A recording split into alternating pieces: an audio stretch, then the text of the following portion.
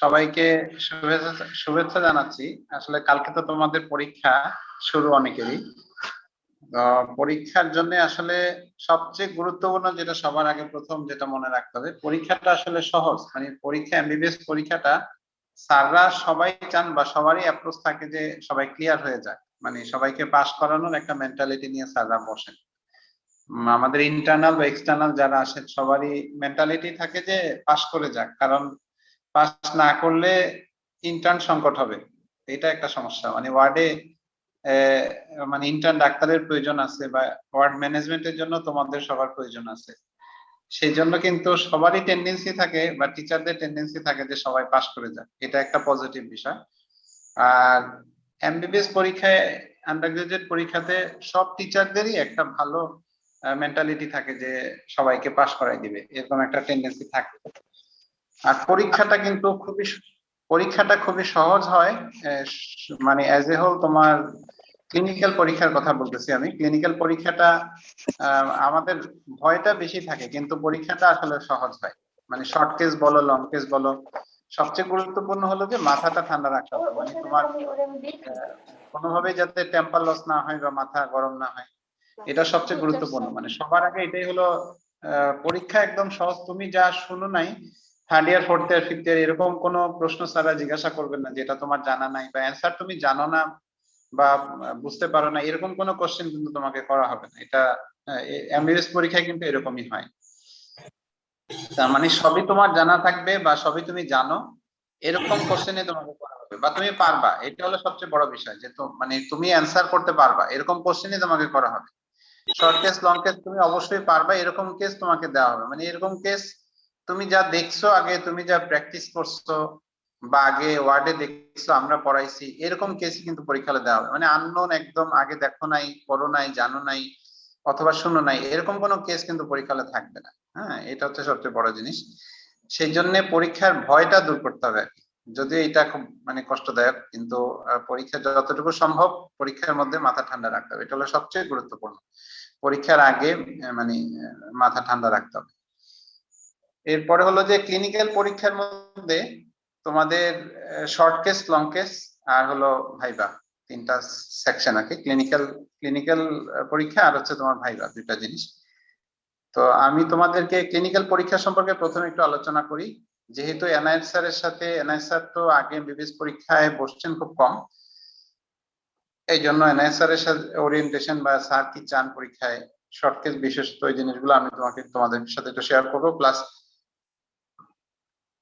ইয়াতে ভাইবা বোর্ডে তোমাদের কি জিনিস জানতে হবে বা না জানলেই না, সেগুলো তোমাদের একটু ওরিয়েন্টেশন দেওয়ার চেষ্টা করবো। এর মধ্যে তোমরা যেটা বলতেছিলাম যে তোমাদেরকে আমি চেষ্টা করব আজকে ক্লিনিক্যাল পরীক্ষা বিশেষত এনআইএস স্যারের যে পছন্দের বিষয়গুলো, প্লাস ভাইভাতে স্যার তোমাদেরকে মানে কোন বিষয়গুলো স্যার জানতে চান বা কিভাবে জানতে চান, এই বিষয়টা তোমাদের সাথে একটু ডিসকাস করব।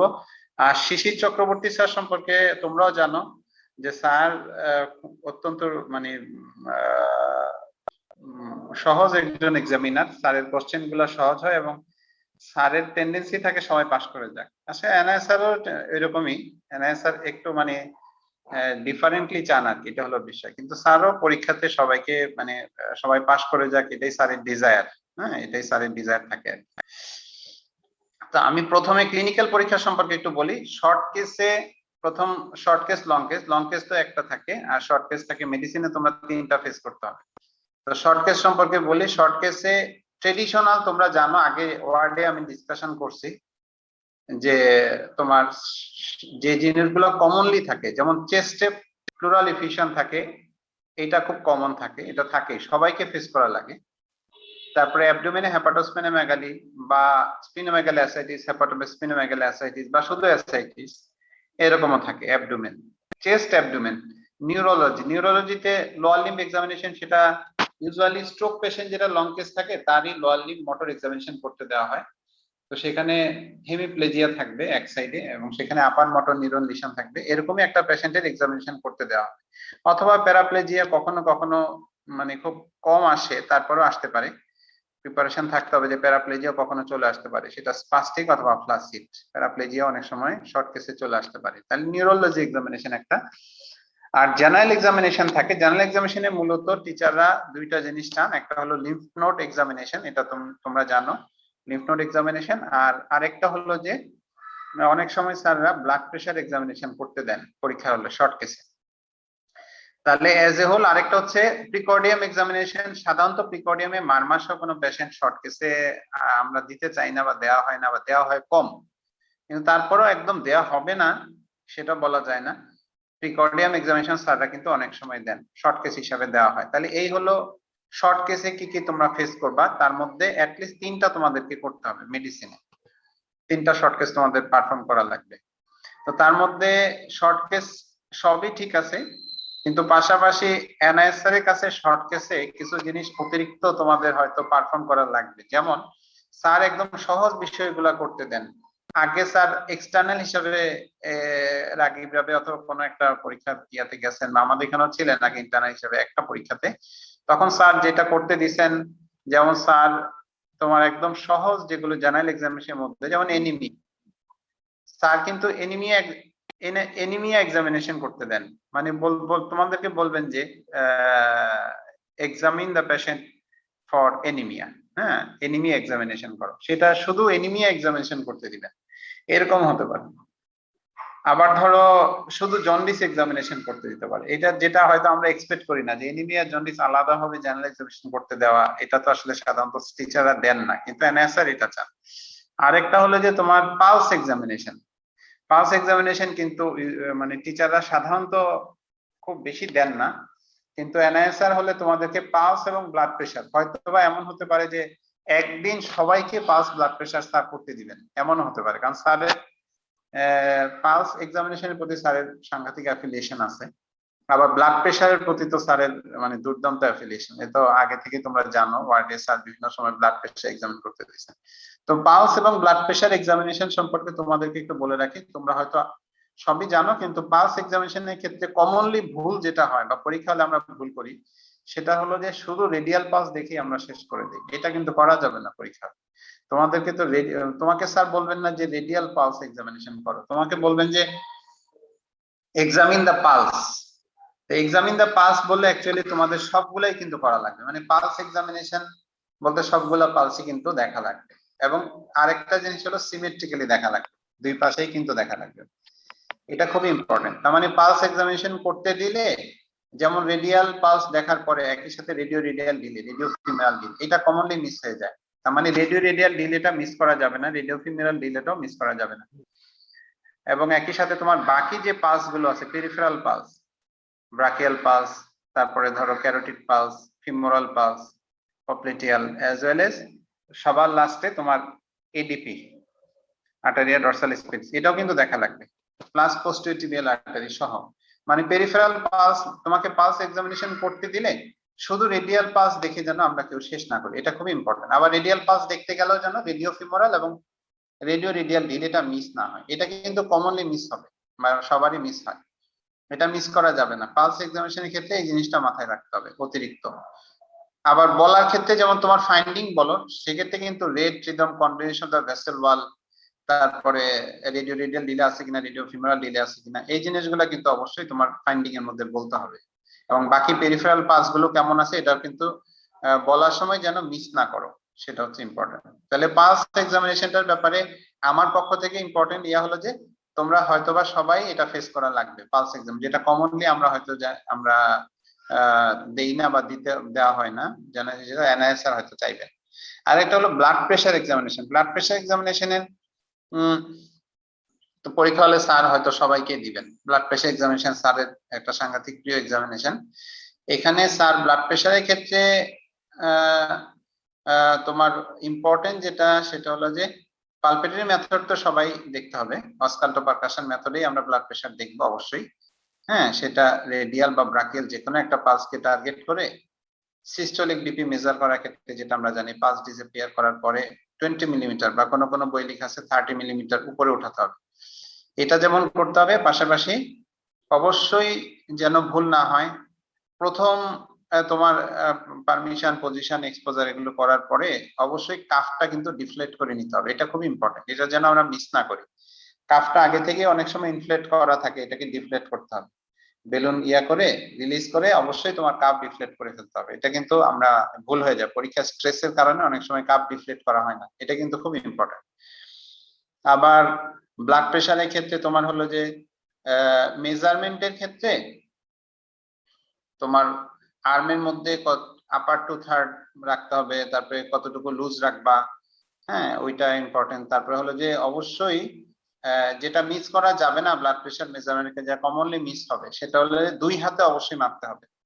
দুই হাতে ব্লাড প্রেশার তোমাকে মেজার করতে দেওয়া মানে কিন্তু এক হাতে মেজার করলে হবে না, দুই হাতে তোমাকে মেজার করতে হবে। এবং অবশ্যই তোমাকে পোস্টারাল ড্রপ দেখার চেষ্টা করতে হবে। হয়তো তোমাকে স্যার আটকাই দিবে, যদি শর্ট কেসের সময়ের সংকীর্ণতা থাকে তাহলে তোমাকে ওই সময় বলবে যে না আর দেখা লাগবে না, বা এক হাত দেখার পরে দ্বিতীয় হাতে দেখার অ্যাটেম্প নেওয়ার সময় স্যার তোমাকে আটকাই দিতে পারে, সেটা হতে পারে। কিন্তু তোমাকে অবশ্যই চেষ্টা করতে হবে যে দুই হাতে যেন ব্লাড প্রেশার মেজার করার অ্যাটেম্প অবশ্যই প্রত্যেকে যাতে নেও, এবং পোস্টারাল ড্রপ এটাও দেখার যেন অ্যাটেম্প অবশ্যই নেওয়া হয়। এই যে এই জিনিসটা কিন্তু খুব ইম্পর্টেন্ট। পোস্টারাল ড্রপ দেখার জন্য আমাদের ম্যাকলিওডে যেটা লেখা 2 মিনিট পরে দাঁড়ানো, 2 মিনিট পরে দেখতে হয়। আবার হাচিসন অথবা কোন টেক্সট বুকে আবার লেখা, বড় বড় বইগুলোতে লেখা যে 1 মিনিট পরে একবার দেখতে হয়, 3 মিনিট পরে আরেকবার দেখতে হয়।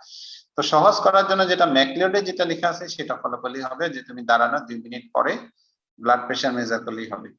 আবার যদি তোমাকে স্যার জিজ্ঞাসা করে যে আইডিয়াল মেথড কি বা কিভাবে দেখতে হবে পোস্টাল ড্রপ দেখার সিস্টেম কি, তাহলে তুমি বলতে পারো স্যার যে এটা দাঁড়ানো 2 মিনিট পরে দেখা যায়, অথবা প্রথমে আমরা 1 মিনিট পরে একবার দেখবো আর 3 মিনিট পরে আরেকবার দেখবো, সেটা বলতে পারো।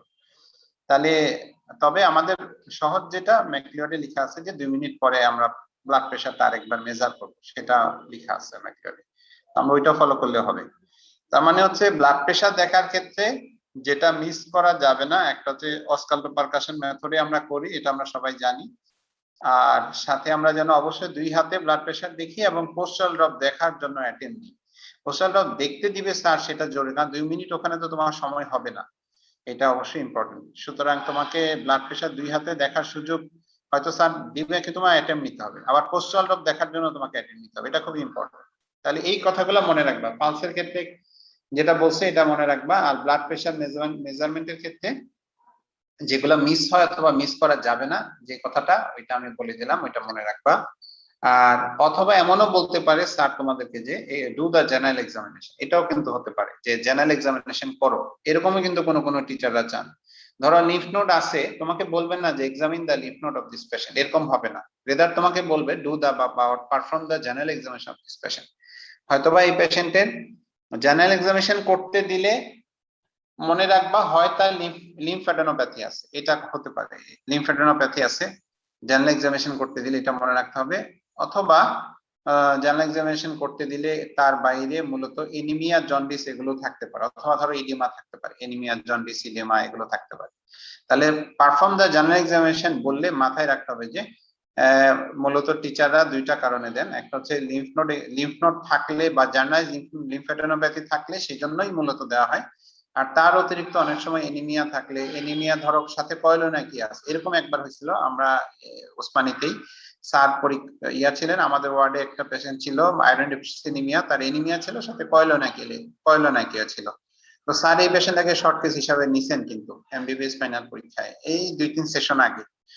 তার মানে হচ্ছে যদি কোনো পেশেন্টের এনিমিয়া থাকে তাহলে তার কয়লোনাইকিয়া দেখতে যেন মিস না হয়। যেমন আয়রন ডেফিসিয়েন্সি এনিমিয়াতে আমরা জানি এনিমিয়া, গ্লোসাইটিস আর কয়লোনাইকিয়া, তিনটাই মূলত পেরিফেরাল এক্সামিনেশনে আমরা পেয়ে থাকি। তার মানে এনিমিয়া যেমন দেখতে হবে, এনিমিয়া দেখার সময় একটু চোখ কান খোলা রাখা লাগবে যাতে গ্লোসাইটিসটা মিস না হয়, বা স্মুথ টান, এটা আয়রন ডেফিসিয়েন্সি এনিমিয়াতে থাকে, এটা যাতে ফাইন্ডিংটা মিস না হয়। আর এনিমিয়া দেখতে গেলে তো actually dorsum of the tongue তো দেখতেই হবে, তাই না? চোখ দেখবা, টাং দেখবা, হাত দেখবা, তাই না? তিনটা জায়গায় দেখতে হয়। জন্ডিসেও তো তাই, চোখ দেখতে হয়, under surface of the tongue দেখতে হয়, আর হাত দেখতে হয়, তিনটা লোকেশন দেখতে হয়। তো হাতে তো আমরা প্যালোড দেখে এনিমিয়ার সময় জাস্ট হাতটা উল্টায় যখন তুমি হাতের ডরসাল সারফেস দেখবা বা এক্সটেন্সর সারফেস দেখবা, তখন কয়লোনাইকিয়াটা আছে কিনা এটা খেয়াল রাখতে হবে। তার মানে এনিমিয়া যে পেশেন্টের তুমি দেখবা সেই পেশেন্টের যেন কয়লোনাইকিয়া দেখাটা মিস না হয়, এটা মনে রাখবা। এবং গ্লোসাইটিসটা বা স্মুথ টাং যদি থাকে সেটাও যাতে মিস না হয়।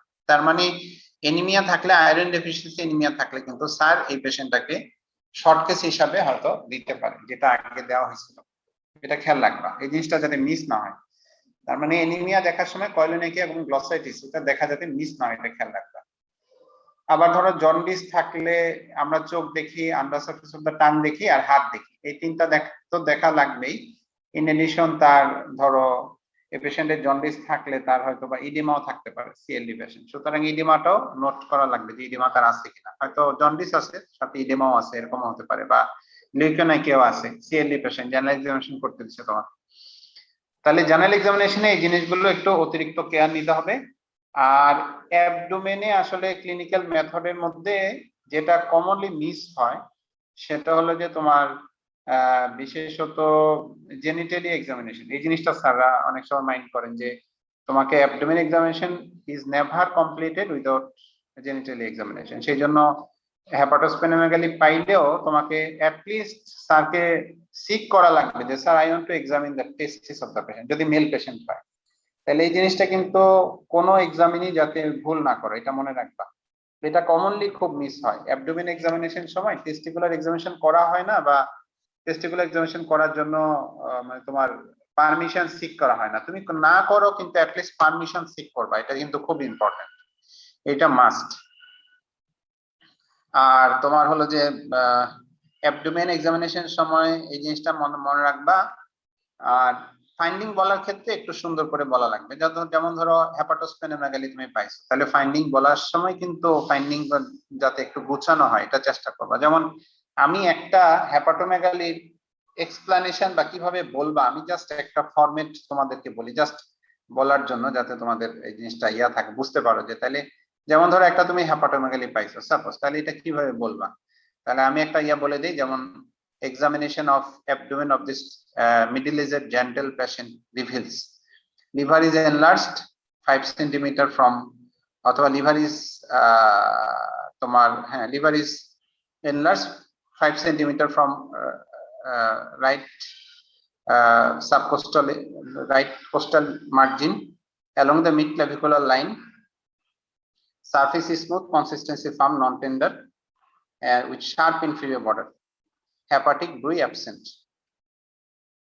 তাহলে এইভাবে কিন্তু তুমি ফাইন্ডিংটাকে বলার একটু স্মার্টলি বলার চেষ্টা করতে হবে, হ্যাঁ, যাতে কোনো ফাইন্ডিং মিসও না হয়, আবার বলাটা যাতে সুন্দর হয়।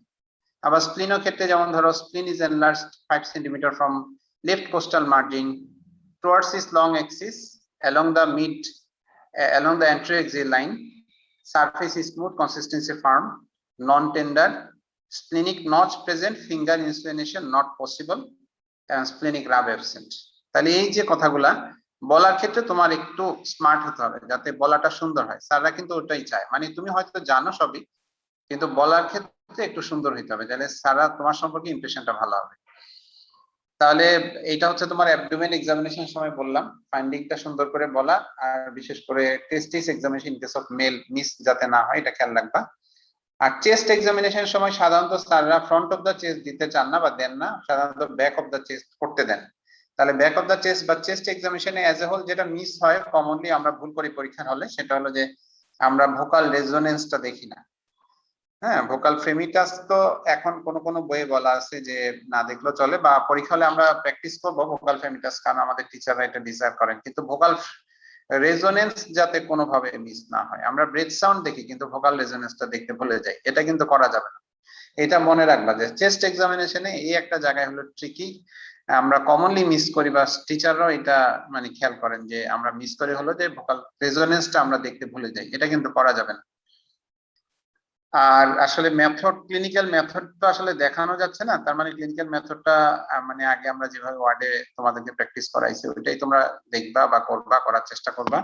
আর মনে রাখবা আগে থেকে যে প্লুরাল ইফিউশন মূলত দেওয়া হবে, কখনো কখনো কনসলিডেশন, ব্রঙ্কিয়াল ব্রেথ খুব ভালো বোঝা যায়, সাথে ক্রিপিটেশন আছে, তার মানে কনসলিডেশনে ফাইন্ডিং থাকলে, তাও এখন তো আসলে কোভিড এরিয়া, তো কোভিড এরাতে আসলে কনসলিডেশনে কোনো পেশেন্ট তোমাদেরকে দিবে না, তার মানে কনসলিডেশন পরীক্ষাতে থাকবে না, এটা মনে রাখবা। তার মানে থাকবে মূলত প্লুরাল ইফিউশন, অথবা অনেক সময় মাসলিশন থাকলে, সিএ লাং আছে, মাসলিশনের ফাইন্ডিং আছে, সেটাও হয়তোবা দেওয়া হতে পারে। ফাইব্রোসিস কোলাপস সাধারণত টিচাররা দিতে চান না, কখনো কখনো হয়তো যদি কেস না পাওয়া যায়, প্লুরাল ইফিউশন পাওয়া গেল না, তাইলে তো কোলাপস অথবা ফাইব্রোসিস হয়তো দেওয়া হতে পারে আর কি। তো কোলাপস ফাইব্রোসিসের ক্ষেত্রে ব্যাক অফ দা চেস্ট থেকে তোমাদের প্রথম ক্লু যেটা হবে শোল্ডার ড্রপিং থাকবে বা স্কোলিওসিস থাকবে। এটা দেখেই কিন্তু তোমার ধারণা করতে হবে, এটা খেয়াল রাখতে হবে যে ব্যাক অফ দা চেস্ট থেকে দেখার সময় ইন্সপেকশনে কোনো শোল্ডার ড্রপিং আছে কিনা এটা খেয়াল রাখবা, বা কোনো চেস্ট ওয়াল ফ্ল্যাটেনিং আছে কিনা। হ্যাঁ, অনেক সময় কনফিউশন হয় যে তোমার ফ্ল্যাট যেটা চেস্ট ফ্ল্যাটেনিং নাকি উল্টা দিকে চেস্ট বালজিং, মানে উল্টা দিকে প্লুরালিফিকেশন নাকি এটা নরমাল, সেটা একটু কনফিউশন হয়। তো সেটা বুঝতে গেলে বোঝার যেটা উপায় যে যে পাশে চেস্ট ফ্ল্যাটেনিং আছে ওখানে তো চেস্ট মুভমেন্ট অবশ্যই রেস্ট্রিক্টেড থাকবে এবং সেই দিকে কিন্তু শোল্ডার ড্রপিংও থাকবে। এটা হলো ক্লু যে তুমি কোলাপস অথবা ফাইব্রোসিসের মানে প্রথম দেখাতে কিভাবে বুঝবা। এই কথাটা কি বুঝতে পারছো আমার যে ইনফরমেশনটা আমি বলছি? একজন একটু রেসপন্স করো তো।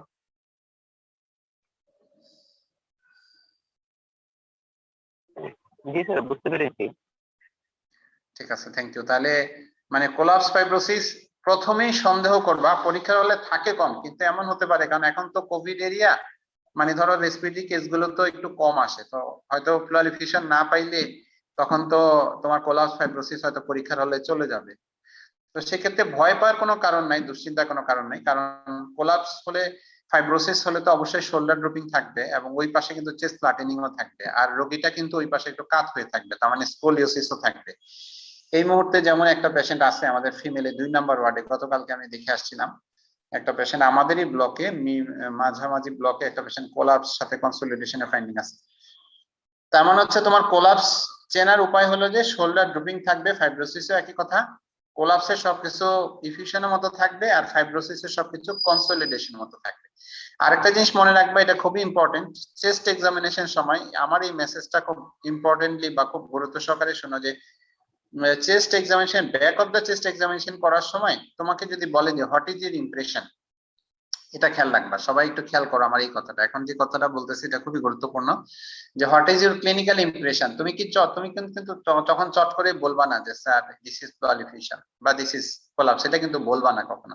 তুমি বলবা যে sir I want to examine the chest from I want to examine the position of the trachea as well as apex beat. অবশ্যই ব্যাক অফ দা চেস্ট দেখার পরে তোমাকে কোনো ক্লিনিক্যাল ইমপ্রেশনে আসতে হলে ট্রাকিয়া এবং অ্যাপেক্স বিটের পজিশন দেখতেই হবে, দিস ইজ মাস্ট। এটা কিন্তু অবশ্যই খেয়াল রাখবা। আমার এই মেসেজটা কিন্তু খুব গুরুত্ব সহকারে নিবা, কারণ তুমি কোনো পেশেন্ট ডায়াগনোসিস তোমার ওই যে চেস্ট এক্সামিনেশনের সময় অবশ্যই এই জিনিসটা যাতে কোনোভাবে ভুল না হয়, এটা কমনলি কিন্তু ভুল হবে যে চেস্ট ফ্রম ব্যাক দেখার পরে আমরা যেন অবশ্যই কোনো ক্লিনিক্যাল ইমপ্রেশনে না যাই, আমরা যেন অবশ্যই পজিশন অফ দ্য ট্রাক এবং অ্যাপিস বিট দেখতে চাই। এটা কিন্তু খুবই ইম্পর্টেন্ট, কারণ এছাড়া কিন্তু তুমি কোলাপস না ইফিউশন, কারণ ইফিউশনের দিদি তো কোলাপস বা মাসলিশন, তাহলে এটা কোলাপস না ইফিউশন তা কিন্তু তুমি বলতে পারতেছো না যদি তুমি পজিশন অফ দ্য ট্রাকে এবং অ্যাপিস বিট না দেখো। তার মানে অবশ্যই তোমাকে পজিশন অফ দ্য ট্রাকে অ্যাপিস বিট দেখতেই হবে, এই কথাটা কিন্তু আমি বারবার বলতেছি, এটা যাতে কোনোভাবে মিস না হয়। আর ফাইন্ডিং বলার ক্ষেত্রে একটু সুন্দর হইতে হবে, মানে বলাটা যাতে একটু সুন্দর হয় এটা খেয়াল রাখবা, সিকোয়েন্সিয়াল হয় এবং সুন্দর হয়। আর একটা জিনিস মনে রাখবা যে আমরা হয়তোবা অনেকেই কেস জেনে যাই বা বোঝা যায়, আসলে পরীক্ষা হলে কিন্তু শর্ট কেস বোঝা যায় যে কোনটা পরীক্ষা হলে আসতেছে, বা অনেক সময় বোঝা যায় বা ধরা যায়। হ্যাঁ, কারণ যেটা লং কেস অনেকেরই সেটা শর্ট কেস হয়ে যায়, তাই না? তার মানে হচ্ছে যে ওটা বোঝা যায়, লং কেস গুলো শুনলে বোঝা যায় তাহলে শর্ট কেস। সেই জন্য আমার পক্ষ থেকে একটা খুবই গুরুত্বপূর্ণ কথা হলো যে, বা টিচাররা যেটা চান মনে রাখবা সবাই, সেটা তুমি কেস জানলেও পরীক্ষা এক্সামিনেশন মেথড যাতে অবশ্যই তুমি ভুল না করো। তার মানে কোনো এক্সামিনেশন মেথড ভুল করে তুমি যদি সঠিক ফাইন্ডিং বলো তাহলে স্যাররা কিন্তু জিনিসটা একটু নেগেটিভলি দেখে। তুমি প্লুরালিফিকেশন বলে ফেলছো কিন্তু হয়তো এমন হয়েছে যে তুমি পারকাশন করোই নাই, এমনও হতে পারে, বা ধরো তুমি ভোকাল রেজোনেন্সও দেখো নাই, বা ধরো ব্রেথ সাউন্ড দেখো নাই, কিন্তু বলে ফেলছো প্লুরালিফিকেশন, কিন্তু এটা কিন্তু স্যাররা নেগেটিভলি দেখবেন। তার মানে ফাইন্ডিং অনেক সময় আমাদের জানা থাকবে, ধরো হেপাটোস্প্লেনোমেগালি আছে সেটা হয়তো জানা থাকবে, কিন্তু আমরা যেন এক্সামিনেশন মেথডটা ভুল না করি। তার মানে টিচাররা যাতে বুঝতে না পারেন যে আমি কেসটা জানি, কারণ কেস জানি এটা বোঝা যাবে কখন, যখন এক্সামিনেশন টেকনিক ভুল হবে বা তুমি এক্সামিনেশন করলা না কোনো একটা স্টেপ কিন্তু তুমি ফাইন্ডিং বলে ফেলছো, তার মানে স্যাররা বুঝবেন যে তুমি কেসটা জানো কিন্তু এক্সামিনেশন মেথডটা জানো না বা ভুল করছো। সেই জন্য এক্সামিনেশন মেথডটা এনআইএস স্যার বা চক্রবর্তী স্যার যেই হন না কেন, এক্সামিনেশন মেথডটা আমার রিকোয়েস্ট থাকবে সবার কাছে যে সবাই যেন টেকনিকটা ভুল না করো। অর্থাৎ অ্যাবডোমেন এক্সামিনেশন সময় ইন্সপেকশন, যেমন ইন্সপেকশন চেস্ট এবং অ্যাবডোমেন এক্সামিনেশন দেখার সময় কমপক্ষে 2টা পজিশন থেকে দেখতে হয়, তাই না? 2টা বা 3টা দেখলে আরো ভালো, কমপক্ষে 2টা। একটা হলো সেম লেভেল অ্যাবডোমেন বা চেস্ট, আর একটা হলো হেড এন্ড অথবা অথবা তোমার লেগ এন্ড, মাথার কাছ থেকে অথবা পায়ের কাছ থেকে, যে কোনো একটা পজিশনে সেম লেভেলে চেস্ট এবং অ্যাবডোমেন দুটাই কিন্তু তোমার।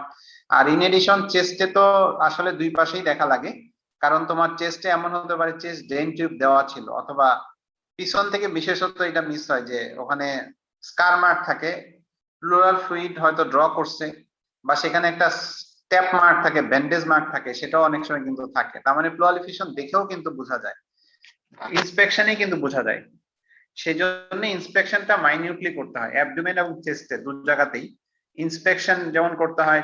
অনেক সময় দেখা যায় যে যেমন জেনারেল এক্সামিনেশন কিন্তু সবার আগে মানে স্টেপ 1 এক্সামিনেশন হচ্ছে ওভারঅল ইন্সপেকশন। তোমাকে যদি বলে যে ডু দা অর পারফর্ম দা জেনারেল এক্সামিনেশন, তাহলে সবার আগে 1 নাম্বার স্টেপ কিন্তু ওভারঅল ইন্সপেকশন। তার মানে হেড টু টো তোমাকে একবার ভালো করে রোগীকে অ্যানাটমিক্যাল পজিশন নিতে হবে। এটা কিন্তু এনআইএস স্যার খুবই ইম্পর্টেন্ট, খুবই মানে সবার ক্ষেত্রে লক্ষ্য করেন, এটা মনে রাখবা সবাই, আমার এই কথাটা সবাই খেয়াল রাখবা যে অ্যানাটমিক্যাল পজিশন। তুমি অ্যাবডোমেন এক্সামিন করতেছো কিন্তু রোগীটা বাঁকা হয়ে শুয়ে রয়েছে, এটা কিন্তু মানে মানে না, অ্যাকসেপ্টেবল না। তার মানে রোগীটাকে অ্যানাটমিক্যাল পজিশনে নিয়ে কিন্তু তোমাকে অবশ্যই এক্সামিনেশন করতে হবে।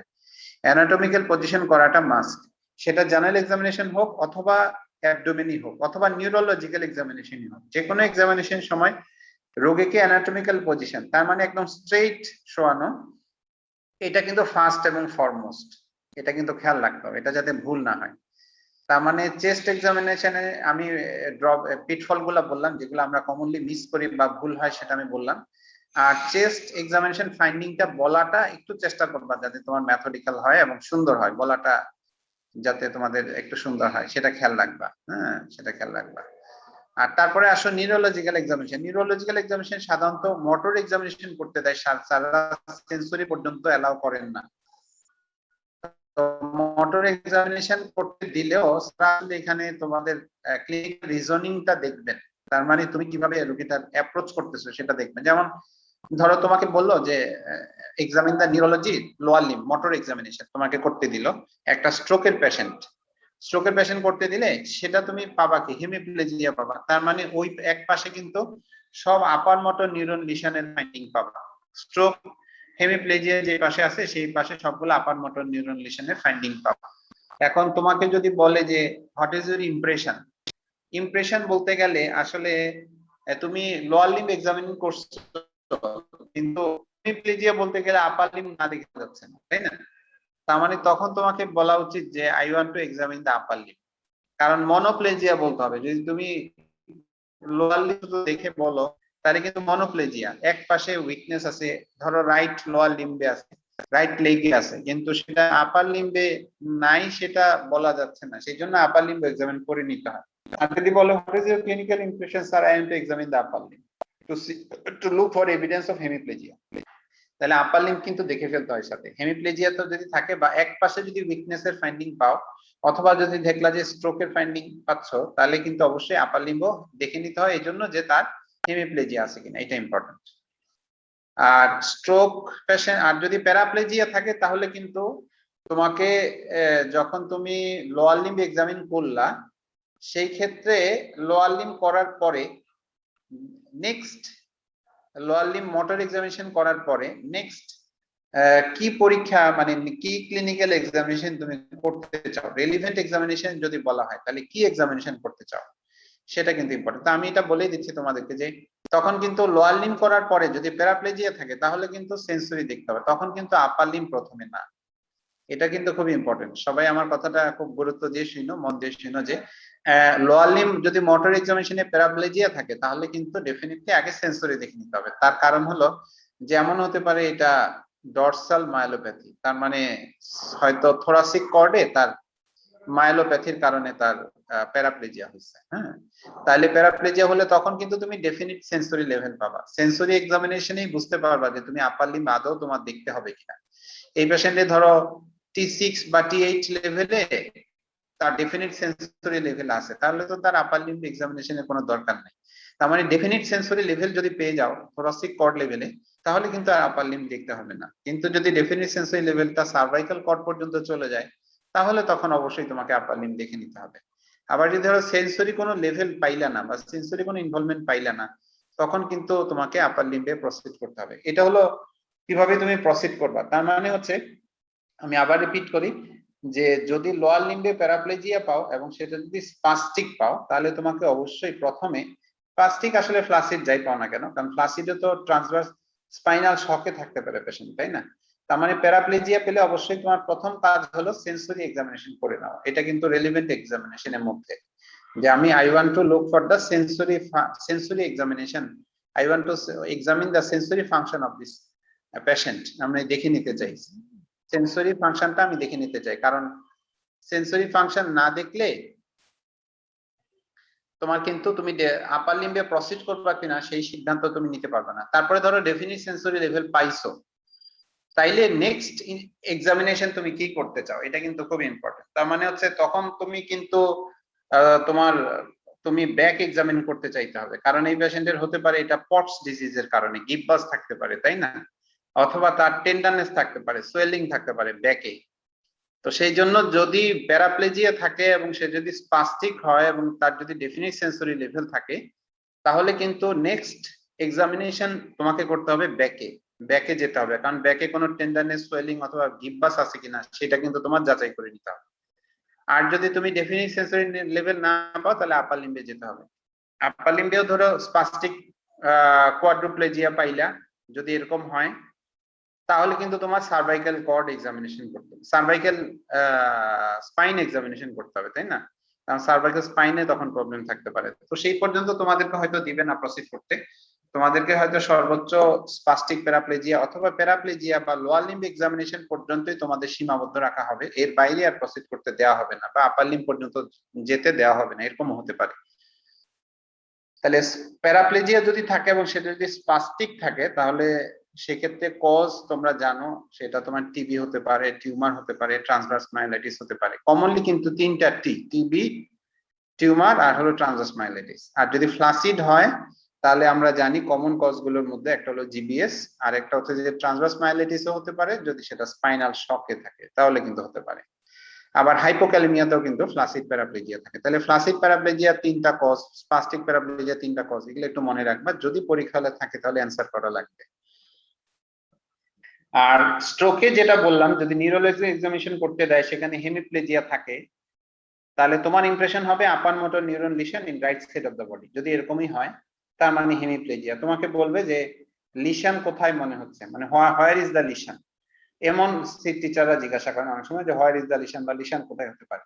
একটা হেমিপ্লেজিয়া যদি হয়, মনে রাখবা যে lesion likely to be in the internal capsule. Internal ক্যাপসুলে তোমার তোমার হলো যে লোয়ার লিম্ব, যেটা লোয়ার লিম্ব এবং জেনু, সাধারণত এই জায়গাতেই ইয়া হয় আর কি, মূলত লিশন থাকে। বা তোমার হলো যে ডরসাল লিম্ব বা পিছনে পোস্টেরিয়র লিম্ব আর জেনু, অ্যান্টেরিয়র লিম্ব, জেনু, পোস্টেরিয়র লিম্ব। তাহলে জেনু এবং পোস্টেরিয়র লিম্বে মূলত কর্টিকোস্পাইনাল ট্র্যাক্টটা ডিসেন্ড করে, তো সেই কারণে জেনু এবং পোস্টেরিয়র লিম্বে আপার পার্টে সাধারণত তোমার লিশন হয়। তার মানে তুমি বললেই হবে যে ইন্টারনাল ক্যাপসুলে লিশন, এটা হচ্ছে লাইকলি।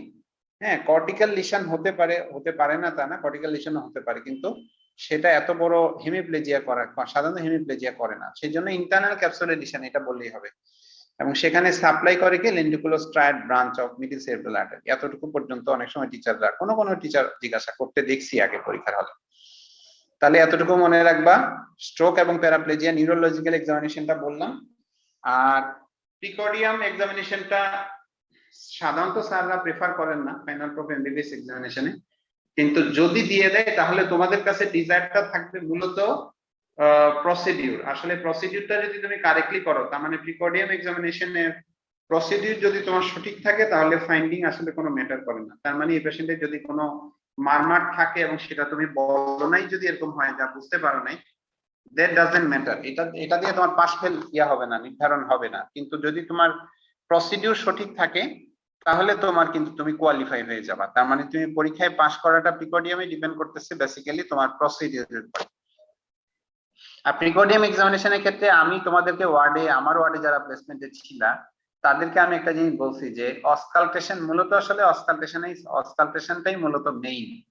তোমাদেরকে এমন হতে পারে যে শুধু অসকালটেশন করতে দিবে, যে অসকালটেড দ্য প্রিকর্ডিয়াম, এমনও হতে পারে। অসকালটেশনে তিনটা জিনিস আমি সবসময় তোমাদেরকে আগে বলছি, আমার ওয়ার্ডে যারা প্রেসিডেন্ট ছিল হয়তো মনে পড়বে তোমাদের। তিনটা জিনিস মনে রাখবা, একটা হচ্ছে রেসপিরেশন, পজিশন, আর একটা হচ্ছে ক্যারোটিড পালসেশন। এই তিনটা জিনিসের সাথে রিলেশন কার্ডিয়াক হার্ট সাউন্ড এবং হচ্ছে তোমার মারমারের। আমি আবার বলি, পজিশন, রেসপিরেশন আর হচ্ছে আর ক্যারোটিড পালসেশন। তার মানে হচ্ছে তোমার প্রত্যেকটা হার্ট সাউন্ড বা মারমার শোনার জন্য একটা নির্দিষ্ট লোকেশন বা পজিশনে কিন্তু মারমারটা ভালো শোনা যায়। যেমন আমি উদাহরণ দিচ্ছি যে মাইট্রাল স্টেনোসিসের মারমারটা কিন্তু লেফট ল্যাটারাল পজিশন করলে সবচেয়ে ভালো শোনা যায়। তার মানে মাইট্রাল এরিয়াতে মারমার নাই এটা বলতে গেলে কিন্তু তোমার লেফট ল্যাটারাল করা লাগতেছেই। তার মানে মাইট্রাল এরিয়ার মারমার শুনতে গেলে তোমাকে লেফট ল্যাটারাল করা লাগবেই। এবং লেফট হার্টের যতগুলো মারমার আছে, লেফট হার্ট বলতে মাইট্রাল এবং অ্যাওর্টিক, এই যে মারমার, এই এরিয়ার যে ভালভের যে মারমার বা এরিয়ার যে মারমার, এই মারমার গুলো কিন্তু ব্রেথ হোল্ড এক্সপাইরেশনে ভালো শোনা যাবে। কারণ আমরা জানি যে ব্রেথ হোল্ড এক্সপাইরেশন বা ডিউরিং এক্সপাইরেশন কিন্তু লেফট হার্টে ব্লাড ফ্লোটা বাড়ে। সেই জন্য তোমার অ্যাওর্টিক এবং পালমোনারি অ্যাওর্টিক এবং মাইট্রাল এরিয়ার ভালভের যদি তোমার কোনো মারমার তুমি শুনতে চাও তাহলে কিন্তু ব্রেথ হোল্ড এক্সপাইরেশনে ভালো শোনা যাবে। আর পজিশনের ক্ষেত্রে যেমন মাইট্রাল এরিয়ার মারমারটা লেফট ল্যাটারাল পজিশনে ভালো শোনা যাবে। এবং মাইট্রাল এরিয়ার মারমার যদি সিস্টোলিক মারমার হয়, যেমন মাইট্রাল রিগার্জিটেশন, সেটা কিন্তু ক্যারোটিড পালসেশনের সাথে কোইনসাইড করবে। কারণ আমরা জানি সিস্টোলিক মারমার গুলো কিন্তু ক্যারোটিড পালসেশনের সাথে কোইনসাইড করে, আর ডায়াস্টোলিক মারমার গুলো কিন্তু কোইনসাইড করে না। তার মানে হচ্ছে তোমার, তুমি অবশ্যই তিনটা ম্যানোভার যাতে কারো ভুল না হয়। আমি আবার বলতেছি, প্লিজ সবাই একটু মন দিয়ে শোনো, যে প্রিকর্ডিয়ামে অসকালটেশনে যেন তোমার পজিশন, রেসপিরেশন এবং ক্যারোটিড পালসেশন এই তিনটার সাথে রিলেশন এক্সামিনেশন করা যেন ভুল না হয়। যেমন অ্যাওর্টিক এবং পালমোনারি এরিয়ার মারমার, তুমি এখানে মারমার নাই এই কথাটা বলতে গেলে অবশ্যই তোমাকে সিটিং এবং লিনিং ফরওয়ার্ড করতেই হবে। তুমি সিটিং এবং লিনিং ফরওয়ার্ড করে অ্যাওর্টিক এবং পালমোনারি এরিয়া না দেখা পর্যন্ত কিন্তু তুমি বলতে পারতেছো না there is no murmur in the aortic and pulmonary area. সবাইকে আমার কথাটা ধরতে পারতেছো কিনা? একজন একটু রেসপন্স করো, যে কোনো একজন। আমি কি বুঝাইতে পারছি কথাটা নাকি রিপিট করতে? একজন একটু রেসপন্স করো। জি স্যার, বুঝতে পেরেছি। আচ্ছা ঠিক আছে, তোমরা কিন্তু যে কোনো জায়গায় আমার কথা অস্পষ্টতা থাকলে অবশ্যই আমাকে কোশ্চেন করবার সাথে সাথে, ঠিক আছে? আমি আবার সেটা নতুন করে আবার বলবো, কোনো সমস্যা নেই। তার মানে হচ্ছে এই তিনটা জিনিসের রিলেশনে প্রিকর্ডিয়াম অসকালটেশন করা যাতে ভুল না হয় এটা মনে রাখবা। আর অসকালটেড দ্য প্রিকর্ডিয়াম বললে এই কথাটা সবাই খেয়াল করো প্লিজ, আমি খুব মানে এই কথাটা কিন্তু খুব গুরুত্বপূর্ণ। অসকালটেড দ্য প্রিকর্ডিয়াম বললেও কিন্তু তোমাকে অবশ্যই অবশ্যই অ্যাপেক্স বিটটা পালপেট করে নিতে হবে। আমি আবার বলি কথাটা, অসকালটেশন অফ দ্য প্রিকর্ডিয়াম করতে বললে অবশ্যই তোমাকে palpation of the apex beat করে নিতে হবে। কারণ অ্যাপেক্স বিট কোথায় আছে তা না জেনে তুমি মাইট্রাল এরিয়ার জন্য কিন্তু স্টেথোস্কোপ মাইট্রাল এরিয়াতে বসাতে পারতেছো না। এমন হতে পারে যে ধরো আমি বললাম যে পেশেন্টের অ্যাপেক্স বিট তো ডেক্সট্রোকার্ডিয়া, উল্টা দিকে তার অ্যাপেক্স বিট, কিন্তু তুমি লেফট সাইডে শুনতেছো, তাহলে কিন্তু হচ্ছে না। তার মানে অসকালটেশন করতে দিলেও তোমাকে পালপেশন তো করতে দেয় নাই, কিন্তু তোমাকে অবশ্যই অ্যাপেক্স বিটটা পালপেট করে নিতে হবে। এটা কিন্তু সবাই খেয়াল করো, এই কথাটা খুব গুরুত্বপূর্ণ। তার মানে অ্যাপেক্স বিটটা লোকেট করে নিতে হয় যদি তোমাকে অসকালটেশন করতে বলে।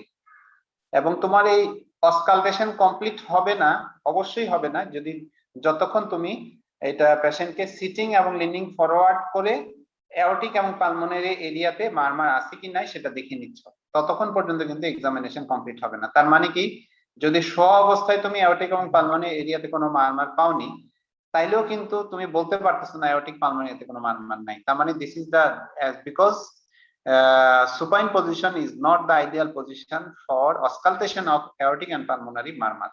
আমার এই কথাটা কিন্তু খুব ইম্পর্টেন্ট। এটা কিন্তু শুধু আন্ডার গ্রাজুয়েট না, পোস্ট গ্রাজুয়েট পরীক্ষা, এফসিএস পরীক্ষায় কিন্তু কেউ পাস করতে পারবে না যদি সিটিং লিনিং ফরওয়ার্ড না করে অ্যাওর্টিক পালমোনারি এরিয়াতে মারমার না দেখে, তাহলে কিন্তু এফসিএস পরীক্ষায় জীবনে কেউ পাস করতে পারবে না। তার মানে এমবিবিএস এফসিএস সব জায়গাতে কিন্তু এই কমন নর্মটা সব টিচাররা ফলো করেন। এই কথাটা সবাই একটু মন দিয়ে খেয়াল করবা বা একটু মাইনিউটলি দেখবা বা চেষ্টা করবা। তাহলে প্রিকর্ডিয়াম সম্পর্কে আমি যে কথাগুলো বললাম এটা সবাই একটু খেয়াল করার চেষ্টা করবা। তাহলে শর্ট কেসে মোটামুটি আমার ডিসকাশন আমি এখানে ক্লোজ করতে চাচ্ছি, যদি তোমাদের কোনো প্রশ্ন না থাকে। তোমাদের প্রশ্ন থাকলে আমাকে করতে পারবা, আমি আদারওয়াইজ আমি শর্ট স্যার কেসে। হ্যাঁ স্যার বলো। প্রিকর্ডিয়ামে কি বেজাল ক্রিপ্টেশন দেখবো? প্রিকর্ডিয়ামে বেজাল ক্রিপিটেশনটা শুধুমাত্র টালির ক্লিনিক্যাল এক্সামিনেশন বই লেখা আছে, সুতরাং প্রিকর্ডিয়াম এক্সামিনেশন আর আসলে তো lung auscultation is not a part of precordium examination সত্যিকার অর্থে। সেই জন্য তুমি যদি দেখো তাহলে ভুল হবে না, আর না দেখলেও এটা পরীক্ষার কোনো ডিসক্রেডিট হবে না। কেউ যদি না দেখে অসকালটেশন তাহলে তার ডিসক্রেডিট হবে না, আবার তুমি যদি দেখো সেটা ভুলও হবে না। এটা হচ্ছে Okay, sir. ইম্পর্টেন্ট। আমরা এফসিএস পরীক্ষার ক্ষেত্রে কিন্তু এই জিনিসটা আমরা একটু ডায়ালেমার মধ্যে থাকি যে দেখবো কি দেখবো না। অনেক টিচাররা বলেন যে দেখো, দেখা উচিত, আবার অনেক টিচাররা বলেন না দেখো চল। তার মানে দেখে ভুল হবে না, না দেখলে ডিসক্রেডিট হবে না, বিষয়টা এরকম।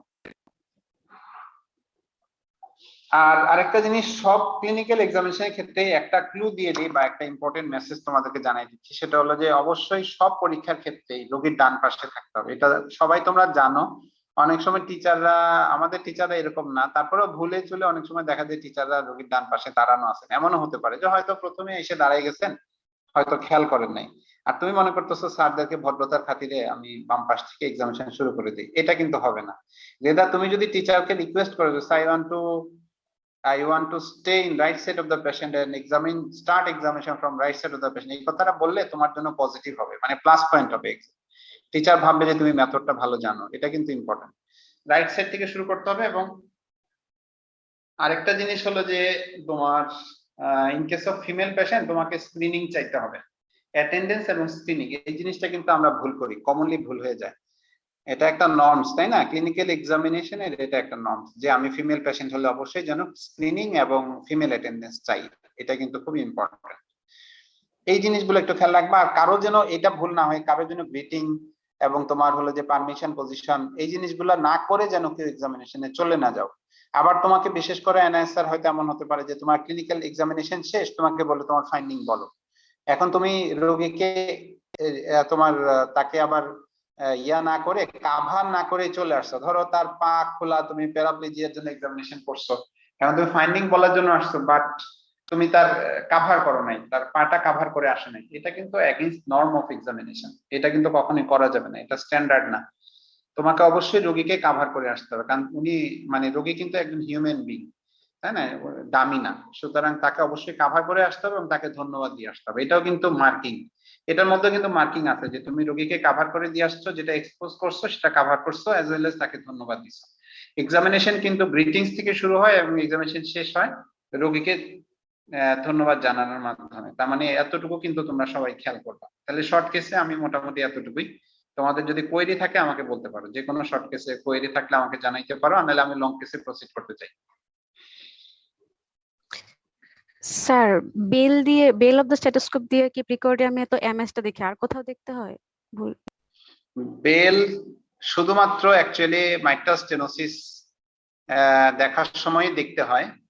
আর আরেকটা হচ্ছে যে অ্যাওর্টিক স্টেনোসিস যদি থাকে, অ্যাওর্টিক স্টেনোসিস যদি থাকে তাহলে তার রেডিয়েশন, ক্যারোটিড রেডিয়েশন যেটা, এটা অনেক সময় বেল দিয়ে স্যাররা প্রেফার করেন। তুমি যদি সেটাও ডায়াফ্রাম দিয়ে দেখো তাহলে সেটাও ভুল হবে না, কোনো মিস্টেক হবে না, কিন্তু সেটা তুমি বেল দিয়ে দেখতে পারো, এটা একটা অপশন।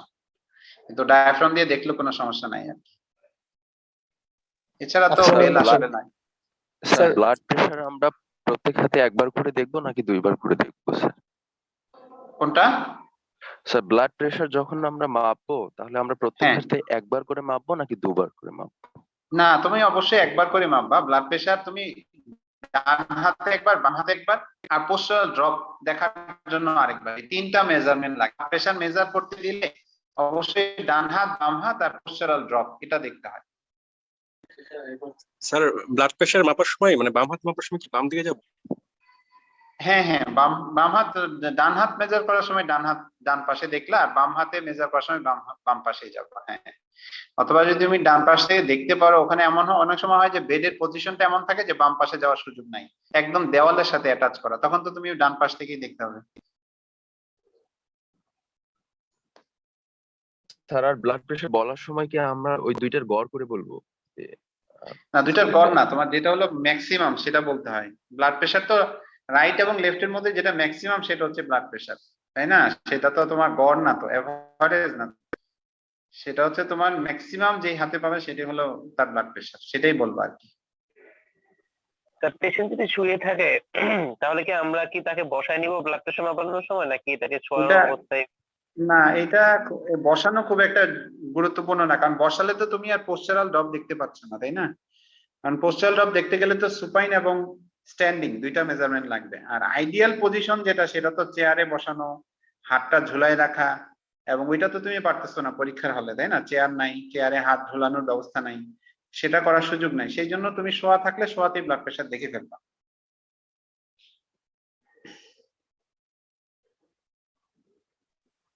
স্যার পালস দেখার সময় যে আমরা 3টা আঙ্গুল ইউজ করি, স্যার 3টা আঙ্গুলের কি কাজগুলো একটু বলবেন? 3টা আঙ্গুলের কাজগুলা, 3টা আঙ্গুল তো এখন আর বলে না, এখন তো 2টা আঙ্গুল বলে। এখন তো তোমার বইপত্রে দেখবা এখন আর কিন্তু 2টা আঙ্গুল 3টা আঙ্গুলের কথা বলা নাই আর কি। হ্যাঁ, এখন 2টা আঙ্গুল। এটা আসলে তোমার একটা দিয়ে হলো ফিল করে, আর একটা দিয়ে তোমার হলো ই করে আর কি, একটা কাউন্ট করে বা ফিল করে, আরেকটা দিয়ে ইয়াটা তোমার হলো যে ভেলোসিটিটা একটু ইয়া করে, তোমার সাপ্রেস করে সেটা। তারপর তুমি একটু বই থেকে এটা দেখে নিও এক্সাক্ট। এই মুহূর্তে আসলে আমার বই দেখে বলতে হবে যে কোনটার কি কাজ, না দেখে বলতে পারতেছি না। তবে পরীক্ষা হলে এটা খুব একটা ইম্পর্টেন্ট না আর কি, স্যাররা তোমাকে হয়তো জিজ্ঞাসা করবেন না সেটা। Thank you sir. Sir blood আর স্যার প্রেশার মেজারমেন্ট কি? হ্যাঁ বলো। স্যার মাসলেশনের ক্ষেত্রে কি স্যার ট্রাকিয়া ডেভিয়েট হয়?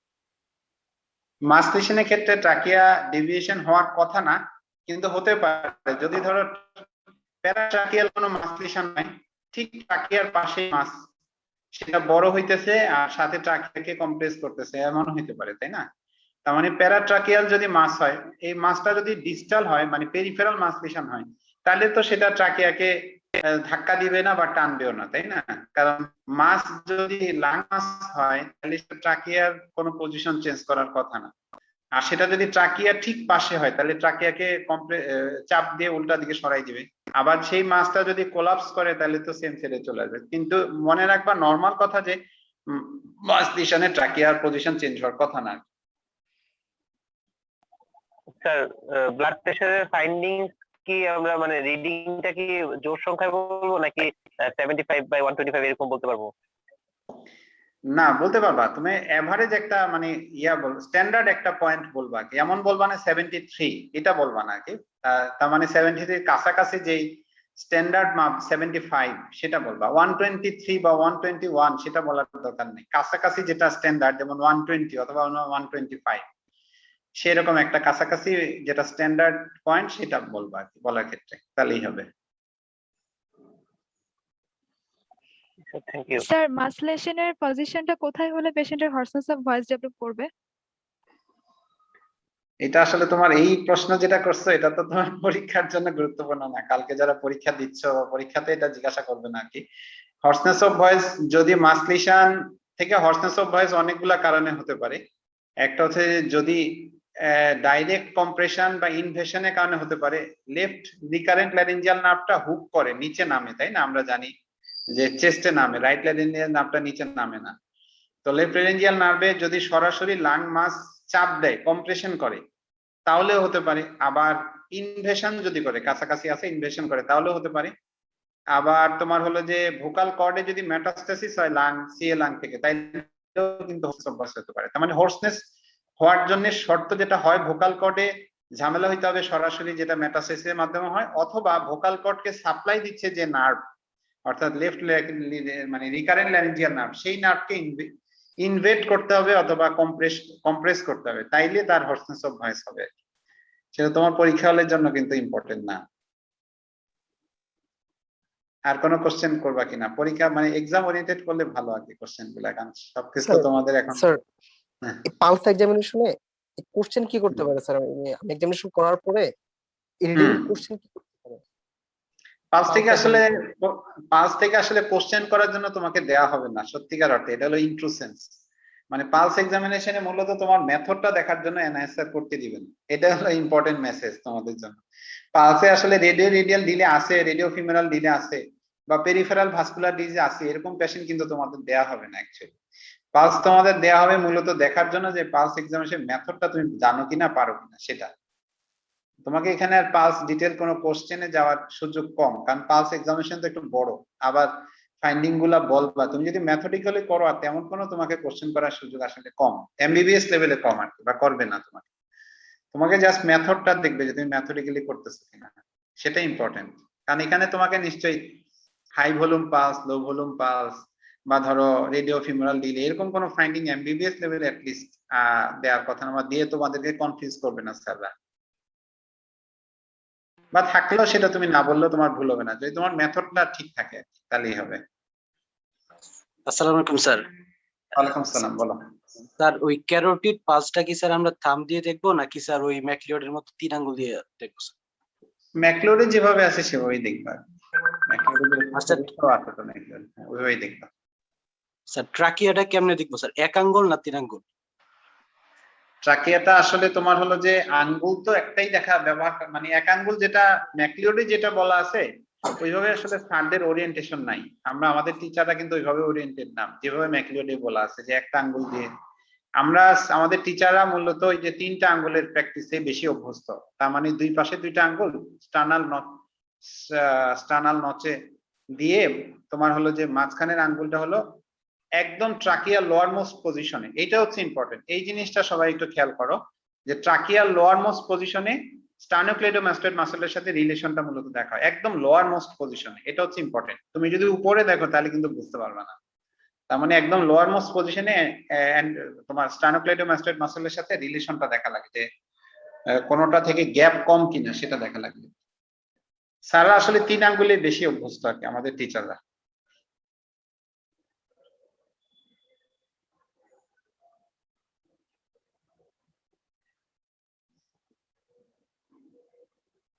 তা আমার মনে হয় যে আর যদি কোশ্চেন না থাকে আমরা একটু লং কেস আলোচনা করি। লং কেসে আলাদাভাবে আসলে আমাদের যে 2জন টিচার তোমাদের এক্সামিনার, আলাদাভাবে স্যারদের অ্যাফিলিয়েশন খুব একটা নাই। তবে একটা জিনিস মনে রাখবা, লং কেসের ক্ষেত্রে আমি আমার ব্যাচে কিন্তু এই জিনিসটা আলোচনা করছি যে লং কেস তুমি যেই লং কেসে তোমার পড়ুক না কেন, লং কেস তো আসলে পরিচিত, একদম আননোন কিছু থাকবে না। আমি তোমাদেরকে বলেই দিই এর বাইরে কিছু থাকবে না। যেমন ধরো অ্যাজমা, সিওপিডি কর্পান মলিলি, এই হলো, আর হলো প্লোয়ালিফিশন, টিবি প্লোয়ালিফিশন, এটাই থাকবে পরীক্ষার হলে। চেস্টে অ্যাবডোমেনে ধরো সিএলডি থাকবে। হেমাটোলজি ধরো লিউকেমিয়া, লিম্ফোমা, থ্যালাসেমিয়া, এই 3টাই থাকবে, 3টার মধ্যে যে কোনো একটা। স্ট্রোক থাকবে। তারপরে ধরো তোমার তার বাইরে মূলত থাকে হচ্ছে, আচ্ছা শর্ট কেসে আরেকটা জিনিস বলি, শর্ট কেসে কিন্তু একটা জিনিস বলি নাই, সেটা হলো যে ক্রেনিয়াল নার্ভ এক্সামিনেশন। ক্রেনিয়াল নার্ভে কিন্তু অনেক সময় বেলস পলসি থাকলে স্যাররা আবার এক্সামিন করতে দেয়। ক্রেনিয়াল নার্ভ এক্সামিনেশনের মধ্যে কিন্তু 7 ক্রেনিয়াল নার্ভ এক্সামিনেশনটা তোমরা একটু প্র্যাকটিস করে যাবে, এটা কিন্তু পরীক্ষা হলে থাকে। অনেক সময় বেলস পলসি থাকলে পরীক্ষা হলে দেওয়া হয়। আর টিচাররা অনেক সময় 3, 4, 6 3টা ক্রেনিয়াল নার্ভ হয়তো কখনো স্যাররা দিতেও পারে, একদম দিবে না এটা বলার সুযোগ নাই, কম দেয় বা দেয় না, ইউজুয়ালি পরীক্ষা হলে দেয় না। তবে 3, 4, 6 অনেক সময় টিচার অকুলার ক্রেনিয়াল নার্ভ এটা একটু দেখে যাবা, যদি দেয় কখনো মিস যাতে না হয়, যাতে ভুল না হয়, সেটা একটু দেখে যাবা। 3, 4, 6 আর 7 এই 4টা ক্রেনিয়াল নার্ভ একটু প্র্যাকটিস করে যাবা। আর লং কেসের ক্ষেত্রে বলি, লং কেসে আসলে তোমাদের যা আগে দেখছো তাই থাকবে পরীক্ষা হলে। যেগুলো বললাম আসলে তার বাইরে লং কেস তেমন একটা থাকে না, বা টিচাররাও দেন না কখনো লং কেস। আমি যে লং কেস গুলো বললাম তার বাইরে আসলে লং কেস পরীক্ষা হলে দেয়। আর হলো নেফ্রোটিক সিনড্রোম, নেফ্রাইটিক সিনড্রোম, এগুলো দেওয়া হবে। এজ এ হোল টিচারদের যেটা সেটা হলো যে তোমাদের, আমি আমার স্টুডেন্টদের ক্ষেত্রে বলি, মানে আমার ওয়ার্ডে কিন্তু আমি বলছি যে কোনো একটা লং কেস বলার ক্ষেত্রে একটা প্রিন্সিপাল আছে। আমি এই প্রিন্সিপালটা জাস্ট আবার একটু রিপিট করি, তাহলে তোমাদের সুবিধা হবে। যে কোনো একটা কেসে মনে রাখবা যে প্রথম হলো তোমার কিন্তু চিফ কমপ্লেইন থাকে, তাই না? হিস্ট্রি অফ প্রেজেন্ট ইলনেসটা হচ্ছে সবচাইতে গুরুত্বপূর্ণ। হিস্ট্রি অফ প্রেজেন্ট ইলনেসে ইলাবোরেশনের ক্ষেত্রে প্রথম হচ্ছে চিফ কমপ্লেইনটা ইলাবোরেশন করবা, আর 2 থেকে 3টা চিফ কমপ্লেইন তুমি নিবা। এরপরে কিন্তু তোমার প্রভিশনাল ডায়াগনোসিস এস্টাবলিশ করার জন্য যে সিমটমের হেল্প লাগে সেগুলো দেখবা, সেটা পজিটিভ বা নেগেটিভ সিমটম হতে পারে, থাকলেও বলবা না থাকলেও বলবা। হ্যাঁ, যেমন সিএলডি ধরো তোমার প্রভিশনাল ডায়াগনোসিস, তাহলে তার হেমাটোমিসিস মেলেনা আসছে হয়তো এনাসারকা নিয়ে, কিন্তু হেমাটোমিসিস মেলেনা তুমি বলো নাই, বা হেপাটিক এনসেফালোপ্যাথির ফিচার তার হয়তো নাই, সেটা ঠিক আছে, আই এগ্রি উইথ দ্যাট, কিন্তু তার যে নাই সেটা তোমাকে বলতে হবে, কারণ তুমি যে সার্চ করছো সেটা তো ইম্পর্টেন্ট। তাহলে হেপাটিক এনসেফালোপ্যাথি নাই, তার হেমাটোমিসিস মেলেনা অর্থাৎ পোর্টাল হাইপারটেনশনের ফিচার নাই, বা এইচসিসি ডেভেলপ করতেছে না, তার কোনো রাইট হাইপোকন্ড্রিয়াক পেইন নাই, তাহলে এই কথাগুলো কিন্তু তোমার বলতে হবে। যেটা প্রভিশনাল ডায়াগনোসিস তার ফেভারে পজিটিভ নেগেটিভ পয়েন্ট গুলো অবশ্যই তোমাকে মেনশন করতে হবে, এটা খুবই ইম্পর্টেন্ট। এরপর হলো ডিফারেন্সিয়াল গুলো এক্সক্লুড করার জন্য কিছু পয়েন্ট বলতে হবে। এটা সিএলডি হলে এটা নেফ্রোটিক সিনড্রোম না, তার মানে তার অলিগোরিয়া, ফ্লোদিউরিন, হেমাচুরিয়া নাই, এবং তার ধরো নেফ্রোটিক সিনড্রোম নাই, তারপরে ধরো তার মেল অ্যাবজর্পশন নাই, অর্থাৎ তার কোনো লুজ মোশন হিস্ট্রি নাই। কারণ এনাসার্কা নিয়ে তো সিএলডি রোগী আসে, যদি প্রেজেন্টেশনটা এনাসার্কা বা জার্নালাইজ সোয়েলিং নিয়ে আসে, তাহলে জার্নালাইজ সোয়েলিং এর আদার ডিডি গুলো তোমাকে অবশ্যই হিস্ট্রিতে এক্সক্লুড করা লাগবে। যেমন এই পেশেন্টের শর্টনেস অফ ব্রেথ অর্থোপনিয়া পিএনডি নাই, তাই না? এটা তোমাকে বলা লাগবে না যে তার হার্ট ফেলিউর না, এটা সিসিএফ না, সেটা কিন্তু ইম্পর্টেন্ট। আমরা কিন্তু পরীক্ষা হলে এই জিনিসটা ভুল করি, আমরা পরীক্ষা হলে শুধু সিএলডি কে এস্টাবলিশ করে দিয়ে আসি, কিন্তু স্যার তোমাকে প্রশ্ন করবে যে এটা নেফ্রোটিক সিনড্রোম না কেন, মেল অ্যাবজর্পশন না কেন, এটা হার্ট ফেলিউর না কেন, সেটার উত্তর কিন্তু সিএলডি প্রেজেন্টেশনের মধ্যে থাকতে হবে। এই জিনিসটা কিন্তু আমার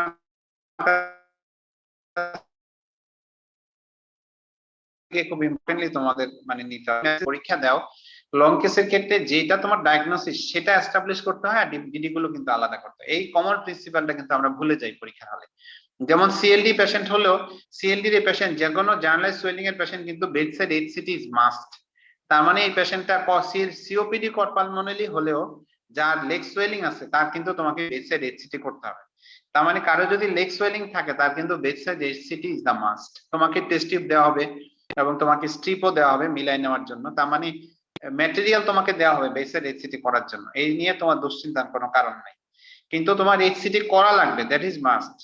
তার মানে এনাসার্কা অথবা লেগ সোয়েলিং নিয়ে কোনো পেশেন্ট থাকলে পরীক্ষা হলে কিন্তু তো বেডসাইড এইচসিটি মাস্ট। এই কথাটা কিন্তু সবাই সব গুরুত্ব সহকারে খেয়াল করবা, এই ইম্পর্টেন্ট এই মেসেজটা কিন্তু সবাইকে খেয়াল করবা। তার মানে বেডসাইড এইচসিটি কেন করতেছো? নেফ্রোটিক সিনড্রোমকে এক্সক্লুড করার জন্য, সিএলডি হলেও বা সিসিএফ হলেও বা সিওপিডি পালমোনারি হলেও। এই জিনিসটা কিন্তু খুবই ইম্পর্টেন্ট, সবাই খেয়াল রাখবা।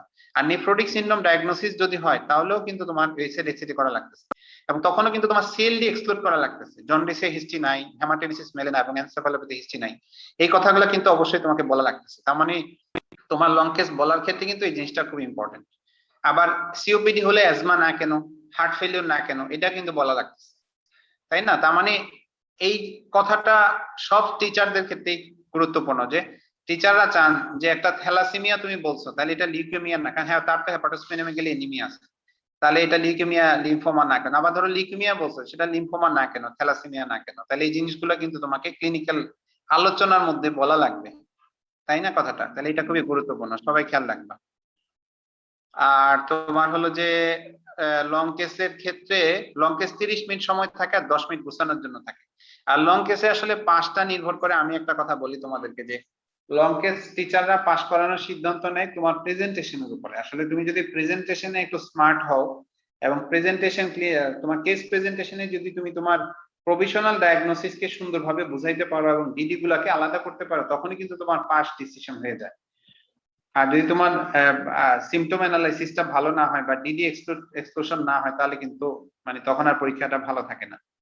আর একটা জিনিস মনে রাখবা যে শুধু হিস্ট্রি অফ প্রেজেন্ট ইলনেস থেকে অনেকেই দেখা যায় যে জাম্প করে ইয়াতে, মানে তোমার হলো যে জেনারেল এক্সামিনেশনে জাম্প করে, মাঝখানে পাস্ট হিস্ট্রি আর বলে না, পার্সোনাল হিস্ট্রি। যেমন সিএলডি হলে পার্সোনাল হিস্ট্রিতে তার অ্যালকোহল ইনটেকের হিস্ট্রি আছে কিনা, বা ধরো তার extra marital sexual exposure history আছে কিনা, কারণ বিসি ঢোকার জন্য তো এগুলা route, extra marital sexual exposure, needle sharing, drug abuse, alcohol, এগুলার হিস্ট্রি আছে কিনা। অনেক ক্ষেত্রে কিন্তু এটা খুবই ইম্পর্টেন্ট। বা ধরো সিএ লাং, সেই পেশেন্টে তুমি স্মোকিং এর হিস্ট্রি বলোই নাই, প্লুরাল ইফিশন পাইছো, সিএ লাং তোমার ডিডি বা ধরো প্রফেশনাল ডায়াগনোসিস, কিন্তু স্মোকিং এর হিস্ট্রিটা নাই পার্সোনাল হিস্ট্রিতে। এটা কিন্তু খুবই ইম্পর্টেন্ট, এটা কিন্তু মিস করা যাবে না। তাহলে লং কেসে মোটামুটি আমি আমার ডিসকাশন দীর্ঘায়িত করতে চাই না, মোটামুটি এতটুকুই। তোমাদের কোনো কোশ্চেন থাকলে আমাকে বলো লং কেসে।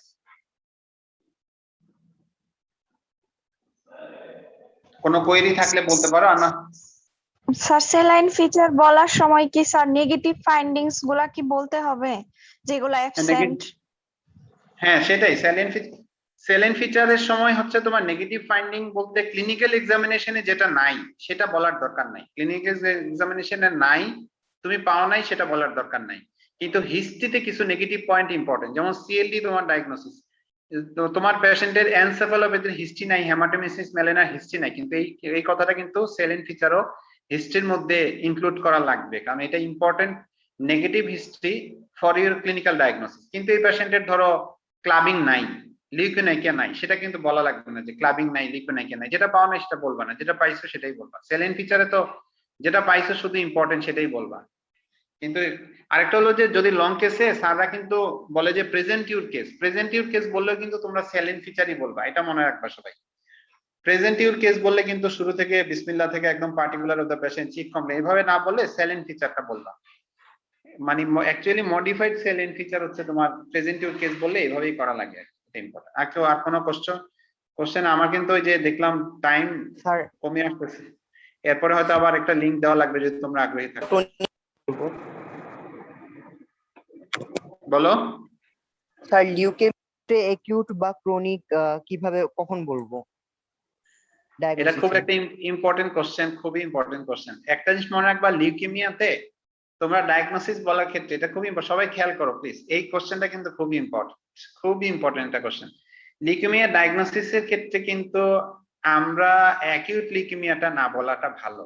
হ্যাঁ, অ্যাকিউট লিউকেমিয়াটা না বলা ভালো। আমাদের ডায়াগনোসিস হওয়া উচিত leukaemia, my provisional diagnosis is leukaemia, এটা বলাটা ভালো। এরপর যদি স্যার জিজ্ঞাসাটা করছিল যে অ্যাকিউট লিউকেমিয়া পরীক্ষা হলে ডায়াগনোসিস বলা যাবে কিনা, আসলে বলা যাবে না তা না, তবে সেফ হলো বা পরীক্ষা হলে আসলে নর্মস হচ্ছে যে তুমি স্যারদের জন্য অপশন রাখো আলোচনার জন্য, তুমি তো ওইটার জন্য তোমার একটা মার্ক পাবা। তুমি বললা যে মাই ডায়াগনোসিস ইজ লিউকেমিয়া, স্যার তোমাকে প্রশ্ন করলো what type of leukaemia it may be, তুমি বললা যে স্যার অ্যাকিউট লিউকেমিয়া।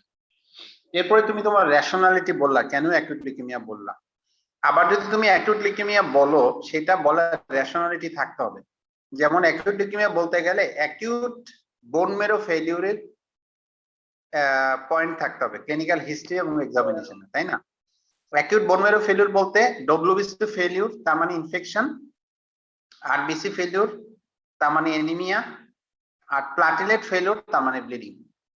এই তিনটা ফিচার যদি একসাথে পাও, ইন এডিশন যদি তার লিম্ফেডেনোপ্যাথি অথবা হেপাটোস্প্লিনোমেগালি পাও, তাহলে তুমি অ্যাকিউট লিউকেমিয়া বলতে পারবা না তা না, বলা যাবে। কারণ অ্যাকিউট বোন মেরো ফেলিউর থাকলে ওই পেশেন্টের অ্যাকিউট লিউকেমিয়া ক্লিনিক্যালি তুমি বলতে পারবা, তোমার বলাটা যৌক্তিক হবে। কিন্তু পরীক্ষা হলের জন্য ভালো হচ্ছে নর্মস হচ্ছে তোমার লিউকেমিয়া বলা ভালো। তারপরে স্যার কোশ্চেন করলো যে what type of leukaemia it may be, acute or chronic, তুমি বললো স্যার অ্যাকিউট। এরপরে আবার টিচাররা জিজ্ঞাসা করতে পারেন যে এটা অ্যাকিউটের মধ্যে কোনটা হতে পারে, এএলএল না এএমএল, সেটাও কিন্তু স্যাররা কোশ্চেন করতে পারে, তাই না? আমরা জানি যে এএলএল এ লিম্ফ নোড গুলো থাকে, বয়সটা আর্লি থাকে, আর এএমএল এ বয়সটা বেশি থাকে, লিম্ফ নোড না থেকে স্প্লিনোমেগালি থাকে বেশি। তাহলে এরকম এএলএল আবার এএমএল বলারও কিন্তু কিছু পয়েন্ট আছে ক্লিনিক্যালি, তো সেই পয়েন্টে স্যাররা নাও যেতে পারে। কিন্তু অ্যাকিউট না ক্রনিক সেই ডিসকাশনটা তুমি অ্যাকিউট বোন মেরো ফেলিউর থাকলে বলতে পারবা, তবে না বলে লিউকেমিয়া বলাটা ভালো আর পরীক্ষার জন্য ভালো। বলো আর কোনো কোশ্চেন আছে কিনা? স্যার থ্যালাসেমিয়া বা লিউকেমিয়ার ক্ষেত্রে স্যার আমরা চিফ কমপ্লেইন্সটা কত দিনের দিব, আর হিস্ট্রি অফ প্রেজেন্ট ইলনেস কত থেকে শুরু করব, কত বছর আগে থেকে শুরু করব? আবার বলো কোশ্চেনটা। স্যার থ্যালাসেমিয়া বা লিউকেমিয়ার ক্ষেত্রে আমরা চিফ কমপ্লেইন্সটা কত ডিউরেশনে দিব স্যার? কারণ রোগী তো 7-8 বছর বলে, চিফ কমপ্লেইন্স তো এতদিনে লেখা যায় না মনে হয়। আর হিস্ট্রি অফ প্রেজেন্ট ইলনেস কতদিন আগে থেকে শুরু করব থ্যালাসেমিয়া লিউকেমিয়ার ক্ষেত্রে? এক্সেলেন্ট, তাহলে কোশ্চেনটা খুবই চমৎকার, সবাই কিন্তু খেয়াল করো, ওর কোশ্চেনটা খুবই ভালো কোশ্চেন। এটা এই কোশ্চেনটা অ্যাপ্লিকেবল হবে, তোমরা অনেকেই এই কোশ্চেনটা সিওপিডি অ্যাজমার ক্ষেত্রেও বলতে পারো অথবা সিএলডি এর ক্ষেত্রেও বলতে পারো।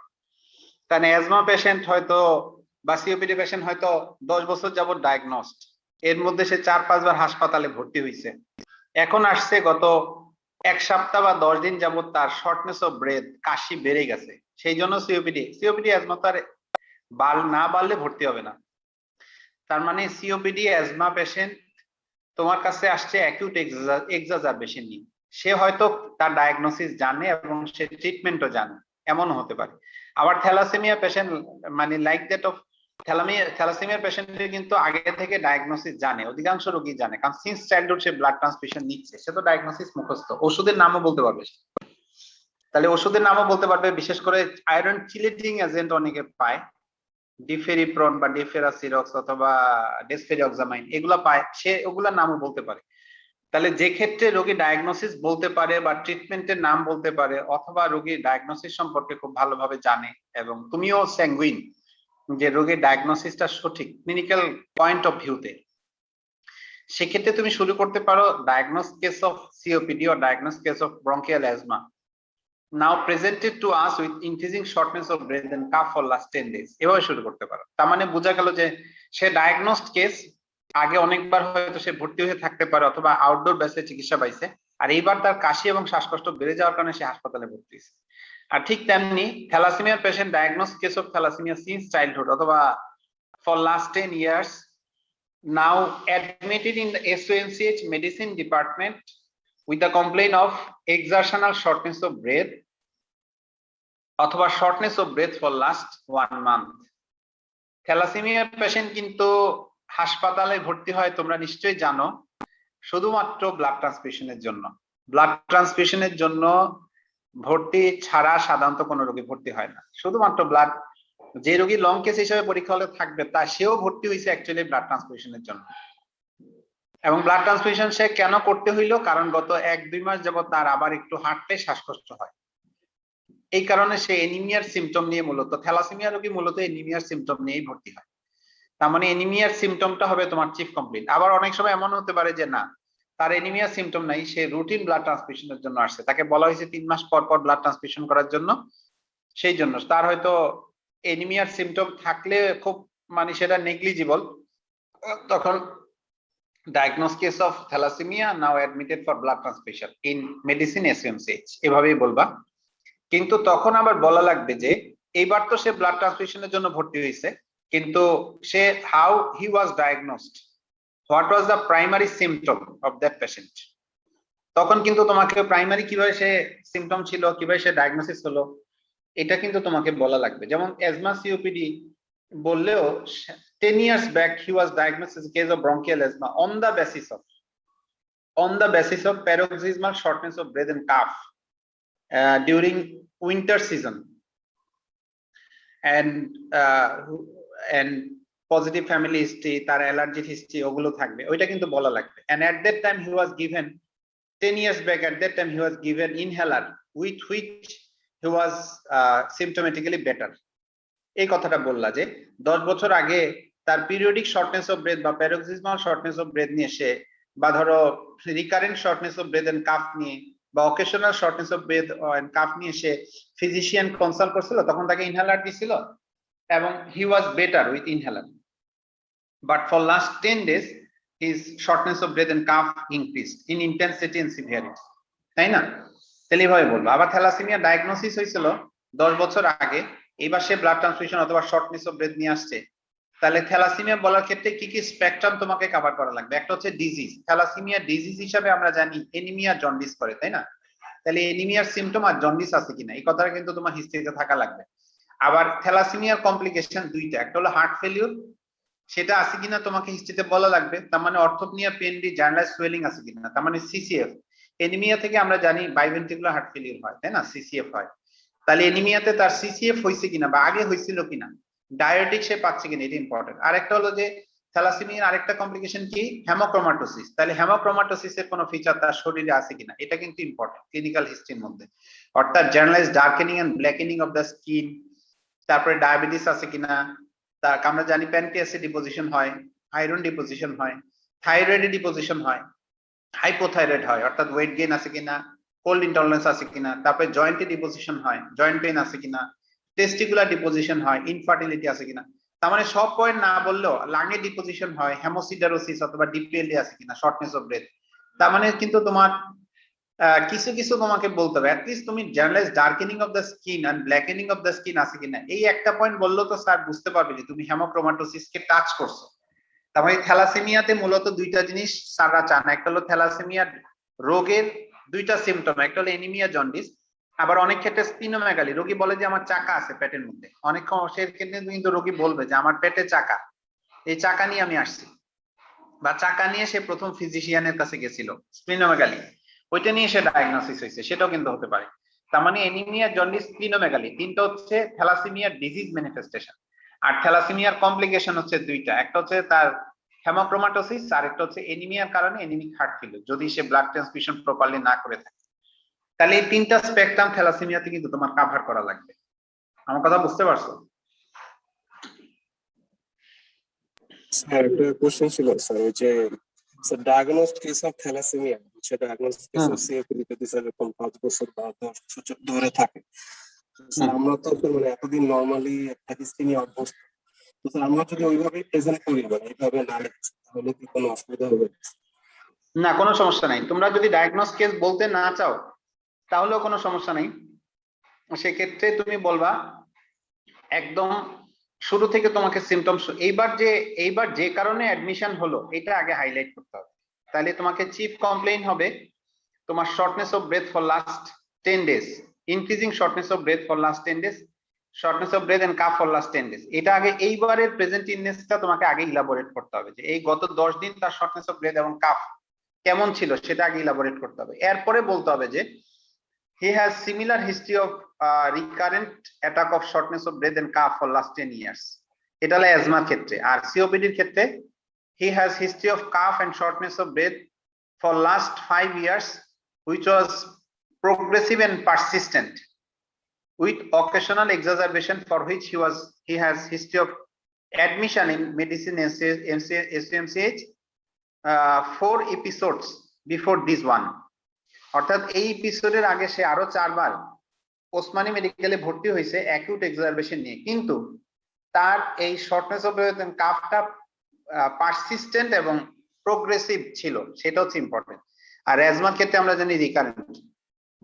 তাহলে হিস্ট্রির ক্ষেত্রে মনে রাখবা যে এইবার সে যেই কারণে ভর্তি হয়েছে এটাকে আগে হাইলাইট করতে হবে, কারণ তোমার চিফ কমপ্লেইন তো তাই।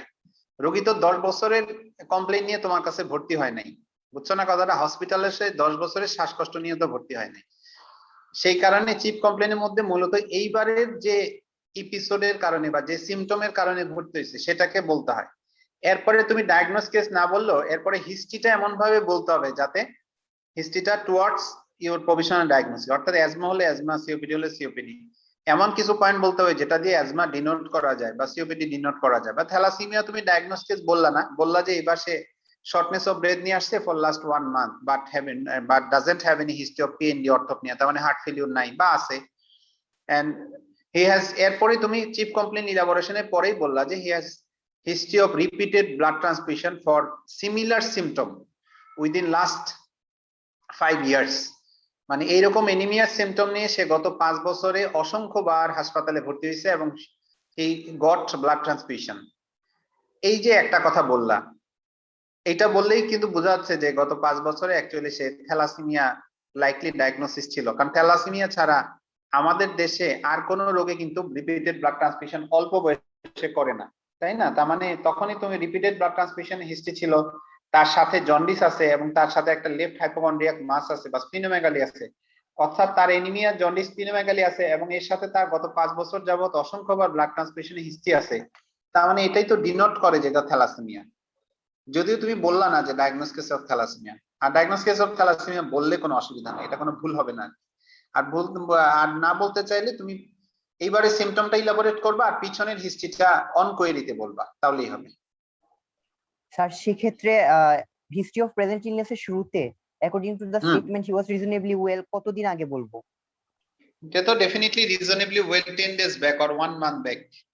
Since then he has been suffering from exertional shortness of breath and chest heaviness, occasional palpitation, but doesn't have any history of general swelling of body, orthopnea and PND.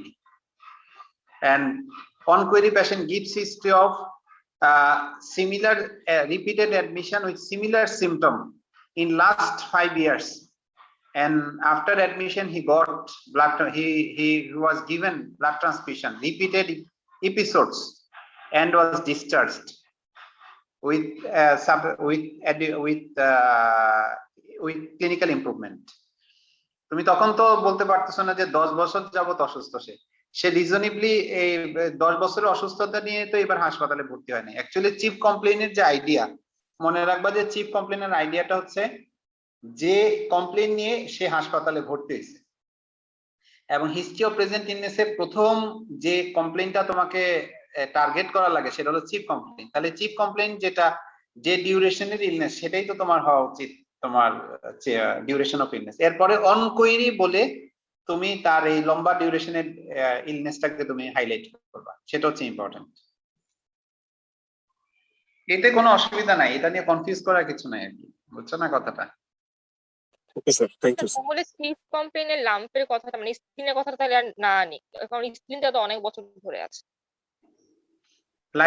কোনো patient যদি তোমাকে complain করে যে আমার চাকা আছে, তখন তো বলতেই পারবা। আর যদি না বলতে চাও কোনো অসুবিধা নেই, না বলতে চাইলে স্ক্রিনটা নেই। সবাই হ্যাঁ বলো। স্যার ব্লাড ট্রান্সফিউশনের জন্য আসলে চিফ কমপ্লেন কি লিখবো? তোমার এই যে লাস্ট যেটা প্রশ্ন করছো আমাকে, যে যদি ব্লাড ট্রান্সফিউশনের জন্য ভর্তি হয় তাহলে আসলে ডায়াগনোস কেস ছাড়া তো কেউ ভর্তি হবে না, তখন কিন্তু আর ডায়াগনোস কেস অফ থ্যালাসেমিয়া বলা ছাড়া সুযোগ নাই। আর যদি তারপরে তুমি মনে করো যে না তুমি ব্লাড ট্রান্সফিউশন জন্য ভর্তি হয়েছে এবং ডায়াগনোস কেস বলবা না, সেক্ষেত্রে উপায় হলো যে এনিমিয়ার কিছু সিমটম তোমাকে বলতে হবে। তার মানে এনিমিয়ার সিমটম আছে গত 1 মাস যাবত এবং সে ব্লাড ট্রান্সফিউশনের জন্য ভর্তি হয়েছে, তাহলে এনিমিয়ার সিমটম হবে চিফ কমপ্লেইন, তখন তো আর ব্লাড ট্রান্সফিউশনটা বলতে পারতেছ না। আর যদি ডায়াগনোস কেস বলো তাহলে ব্লাড ট্রান্সফিউশন যে ভর্তি হয়েছে সেটা বলতে পারবা। আমার কথাকে ধরতে পারছো? যে প্রশ্ন করছো ইসরাত মনে হয় প্রশ্ন করছো না? জি স্যার। আমার কথাকে ধরতে পারছো? জি স্যার। তার মানে এনিমিয়ার সিমটম তুমি বলবা 1 মাস যাবত এবং সে এবার ব্লাড ট্রান্সফিউশনে ভর্তি হয়েছে এবং এর আগে সে অসংখ্যবার ব্লাড ট্রান্সফিউশন পাইছে সিমিলার সিমটম নিয়ে, ওসমানীতে অনেকবার ভর্তি ছিল, এটা তুমি বলতে পারো। এটা বললেও কিন্তু থ্যালাসেমিয়ার দিকেই গেল। আর সাথে ইন এডিশন তোমার এক্সামিনেশন ফাইন্ডিং এ তো এনিমিয়া, জন্ডিস, স্প্লিনোমেগালি আছেই, তাহলে এটা থ্যালাসেমিয়ার পয়েন্টে যাবে। আর শুধু ব্লাড ট্রান্সফিউশনের জন্য ভর্তি হয়েছে, আগে থ্যালাসেমিয়া জানে না, কোনো ডায়াগনোসিস জানে না, এরকম তো হওয়ার কথা না, তাই না? লং কেসে আর কিছু জিজ্ঞাসা করবা কিনা?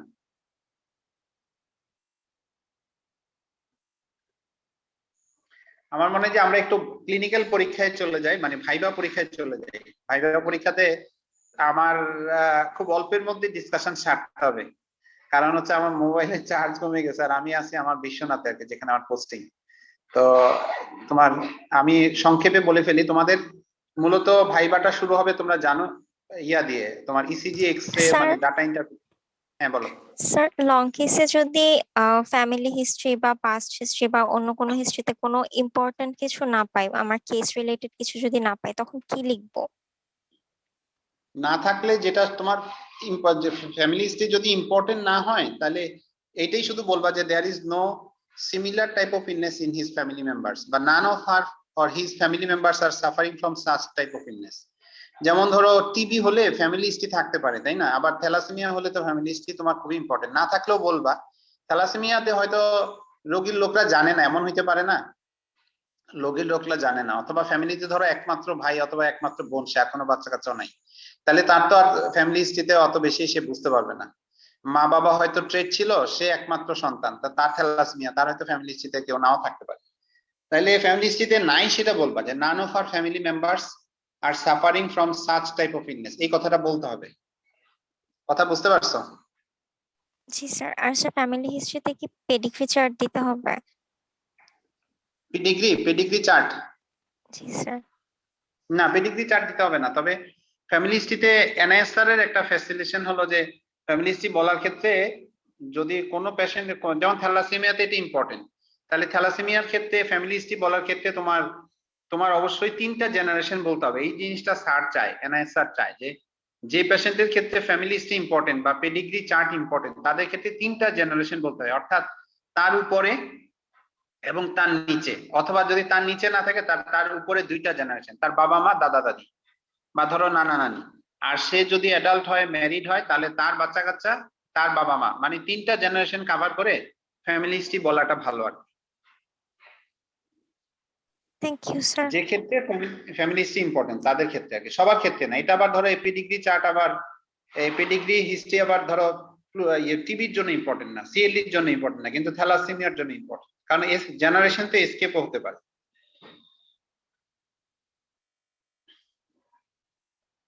Thank you sir.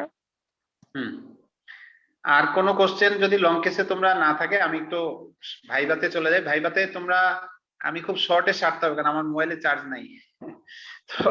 তো তোমার এই যে ইসিজি এক্সে দিয়ে শুরু হবে বা ডাটা ইন্টারপ্রিটেশন, ইসিজি খুব সহজ থাকবে, এমআই অথবা অ্যাট্রিয়াল ফিব্রিলেশন, এটা মনে রাখবা। এমআই অ্যাট্রিয়াল ফিব্রিলেশন থাকবে, ব্লক থাকার সম্ভাবনা কম, একটু দেখে যাইও, ব্লক গুলা দেখে যাইও। আর এ মূলত থাকবে এফ আর এমআই। আর এক্স এ দিয়ে ইফিউশন, কনসলিডেশন, আর তোমার নিউমোথোরাক্স, মূলত এটাই থাকে। সিওপিডি থাকতে পারে, কার্ডিওমেগালি থাকতে পারে, ভালভুলার হার্ট ডিজিজ, কার্ডিওমেগালি এটা থাকতে পারে। আর ধরো সর্বোচ্চ থাকতে পারে একটা ক্যাভিটারি লিশন, ক্যাভিটারি লাং লিশন। এখান থেকে কোশ্চেন অত কঠিন হবে না, জাস্ট তোমার বলাটা যাতে সুন্দর হয় এটা খেয়াল রাখবা। আর কোশ্চেন এখান থেকে যে মানে তেমন রিলিভেন্ট কোশ্চেন বলতে এটা ক্লিনিক্যাল ফিচার কি, আর কি ইনভেস্টিগেশন করবা, কি সিমটম নিয়ে আসতে পারে, ইসিজি তেও তাই, ইসিজি ফাইন্ডিং বলার পরে কি সিমটম নিয়ে আসবে আর কি ইনভেস্টিগেট করবা। আর তোমার ডাটার মধ্যে থাকবেই যেটা আয়রন ডেফিসিয়েন্সি অ্যানিমিয়া থাকবে, থ্যালাসেমিয়া থাকবে, লিউকেমিয়া থাকতে পারে প্লাস মাইনাস, কিন্তু আয়রন ডেফিসিয়েন্সি বা মাইক্রোসাইটিক হাইপোক্রমিক অ্যানিমিয়া থাকবেই। এবং এখানে বেশ কিছু জিনিস হয়তো স্যাররা জিজ্ঞাসা করবেন, যেমন মাইক্রোসাইটিক হাইপোক্রমিক, প্রথম হলো সিবিসি তে ফাইন্ডিং কি আছে বলার ক্ষেত্রে তোমার হিমোগ্লোবিন কম সাথে আরবিসি কম কিনা সেটা দেখে নিবা সবাই, এই জিনিসটা সবাই একটু খেয়াল করো। হিমোগ্লোবিন কম সাথে আরবিসি কম, তাহলে আয়রন ডেফিসিয়েন্সি হওয়ার সম্ভাবনা বেশি। আর হিমোগ্লোবিন কম আরবিসি কাউন্ট বেশি, তাহলে থ্যালাসেমিয়া হওয়ার সম্ভাবনা বেশি, কারণ আমরা জানি থ্যালাসেমিয়াতে বোন মেরো কম্পেনসেট করে। তাহলে হিমোগ্লোবিন কম আরবিসি কম, আয়রন ডেফিসিয়েন্সি অ্যানিমিয়া হওয়ার সম্ভাবনা বেশি। হিমোগ্লোবিন কম আরবিসি বেশি, তাহলে থ্যালাসেমিয়া হওয়ার সম্ভাবনা বেশি। এরপরে দেখতে হয় আরবিসি ইন্ডিসিস, অর্থাৎ এমসিবি, এমসিএইচসি, এমসিএইচ, এগুলো সবই কম থাকে আয়রন ডেফিসিয়েন্সিতে, আর অলমোস্ট নিয়ার নরমাল থাকে থ্যালাসেমিয়াতে, এটা মনে রাখবা। এরপরে থাকে আরডিডব্লিউ, রেড সেল ডিস্ট্রিবিউশন হোয়াইট, এটা বেশি থাকে আয়রন ডেফিসিয়েন্সিতে আর এটা নরমাল থাকে থ্যালাসেমিয়াতে, এই কতগুলো কথা মনে রাখবা। আর লিউকেমিয়ার ক্ষেত্রে তো আসলে কাউন্টই বেশি থাকবে, ডব্লিউবিসি প্লাটিলেট থ্যালাসেমিয়াতে, আয়রন ডেফিসিয়েন্সি অ্যানিমিয়াতে হয়তো নরমালি থাকবে, আয়রন ডেফিসিয়েন্সি অ্যানিমিয়াতে প্লাটিলেট বাড়তে পারে। আর তোমার বাকিগুলা ডব্লিউবিসি কাউন্ট নরমাল থাকবে, আর ডব্লিউবিসি বেশি থাকবে লিউকেমিয়াতে, এই তো কথা তো এইভাবেই। আর তোমার ভাইবাতে আসলে স্যার এনআইএস স্যারের পক্ষ থেকে কথা যেটা, এনআইএস স্যার আসলে কঠিন কোনো কোশ্চেন জিজ্ঞাসা করবে না, আমি তোমাদেরকে এটা এনশিওর করতেছি। তোমাদেরকে হয়তো জিজ্ঞাসা করবে একটা patient chest severe chest pain shortness of breath নিয়ে আসছে, কি কি চিন্তা করবা, একটা সিভিয়ার শর্টনেস অফ ব্রেথ বা একটা chest pain, severe chest pain নিয়ে আসছে, তুমি বলবা যে এমআই অথবা নিউমোথোরাক্স হতে পারে। এখন এমআই চিন্তা করছো ইসিজি নরমাল, তাহলে কি করবা? আমি স্যার 1 ঘন্টা পরে, আধা ঘন্টা পরে আরেকবার ইসিজি করবো, তাহলে আরেকবার নরমাল হলো, তাহলে কি করবা? ধরো এমআই সাসপেক্ট, তাহলে ট্রপাই করবো, কারণ ট্রপাই আমরা জানি যে নন এসটি ডিভিশনে এমআইও হতে পারে, তাই না? ইসিজি কোনো চেঞ্জ নাই, এমআই হতে পারে। তাহলে এই প্রশ্নটা স্যাররা কমনলি করে। তারপরে কমনলি কি কি পয়জনিং দেখছো, ওপিসি পয়জনিং কিভাবে ম্যানেজ করছো ওয়ার্ডে, অ্যাট্রোপিন কিভাবে দিচ্ছো, অ্যাট্রোপিনাইজেশন কিভাবে করছো, ঠিক আছে? এটা কিন্তু স্যাররা খুবই ইম্পর্টেন্ট জিজ্ঞাসা করে। পয়জনিংটা, ওপিসি পয়জনিং সবাইকে জিজ্ঞাসা করে।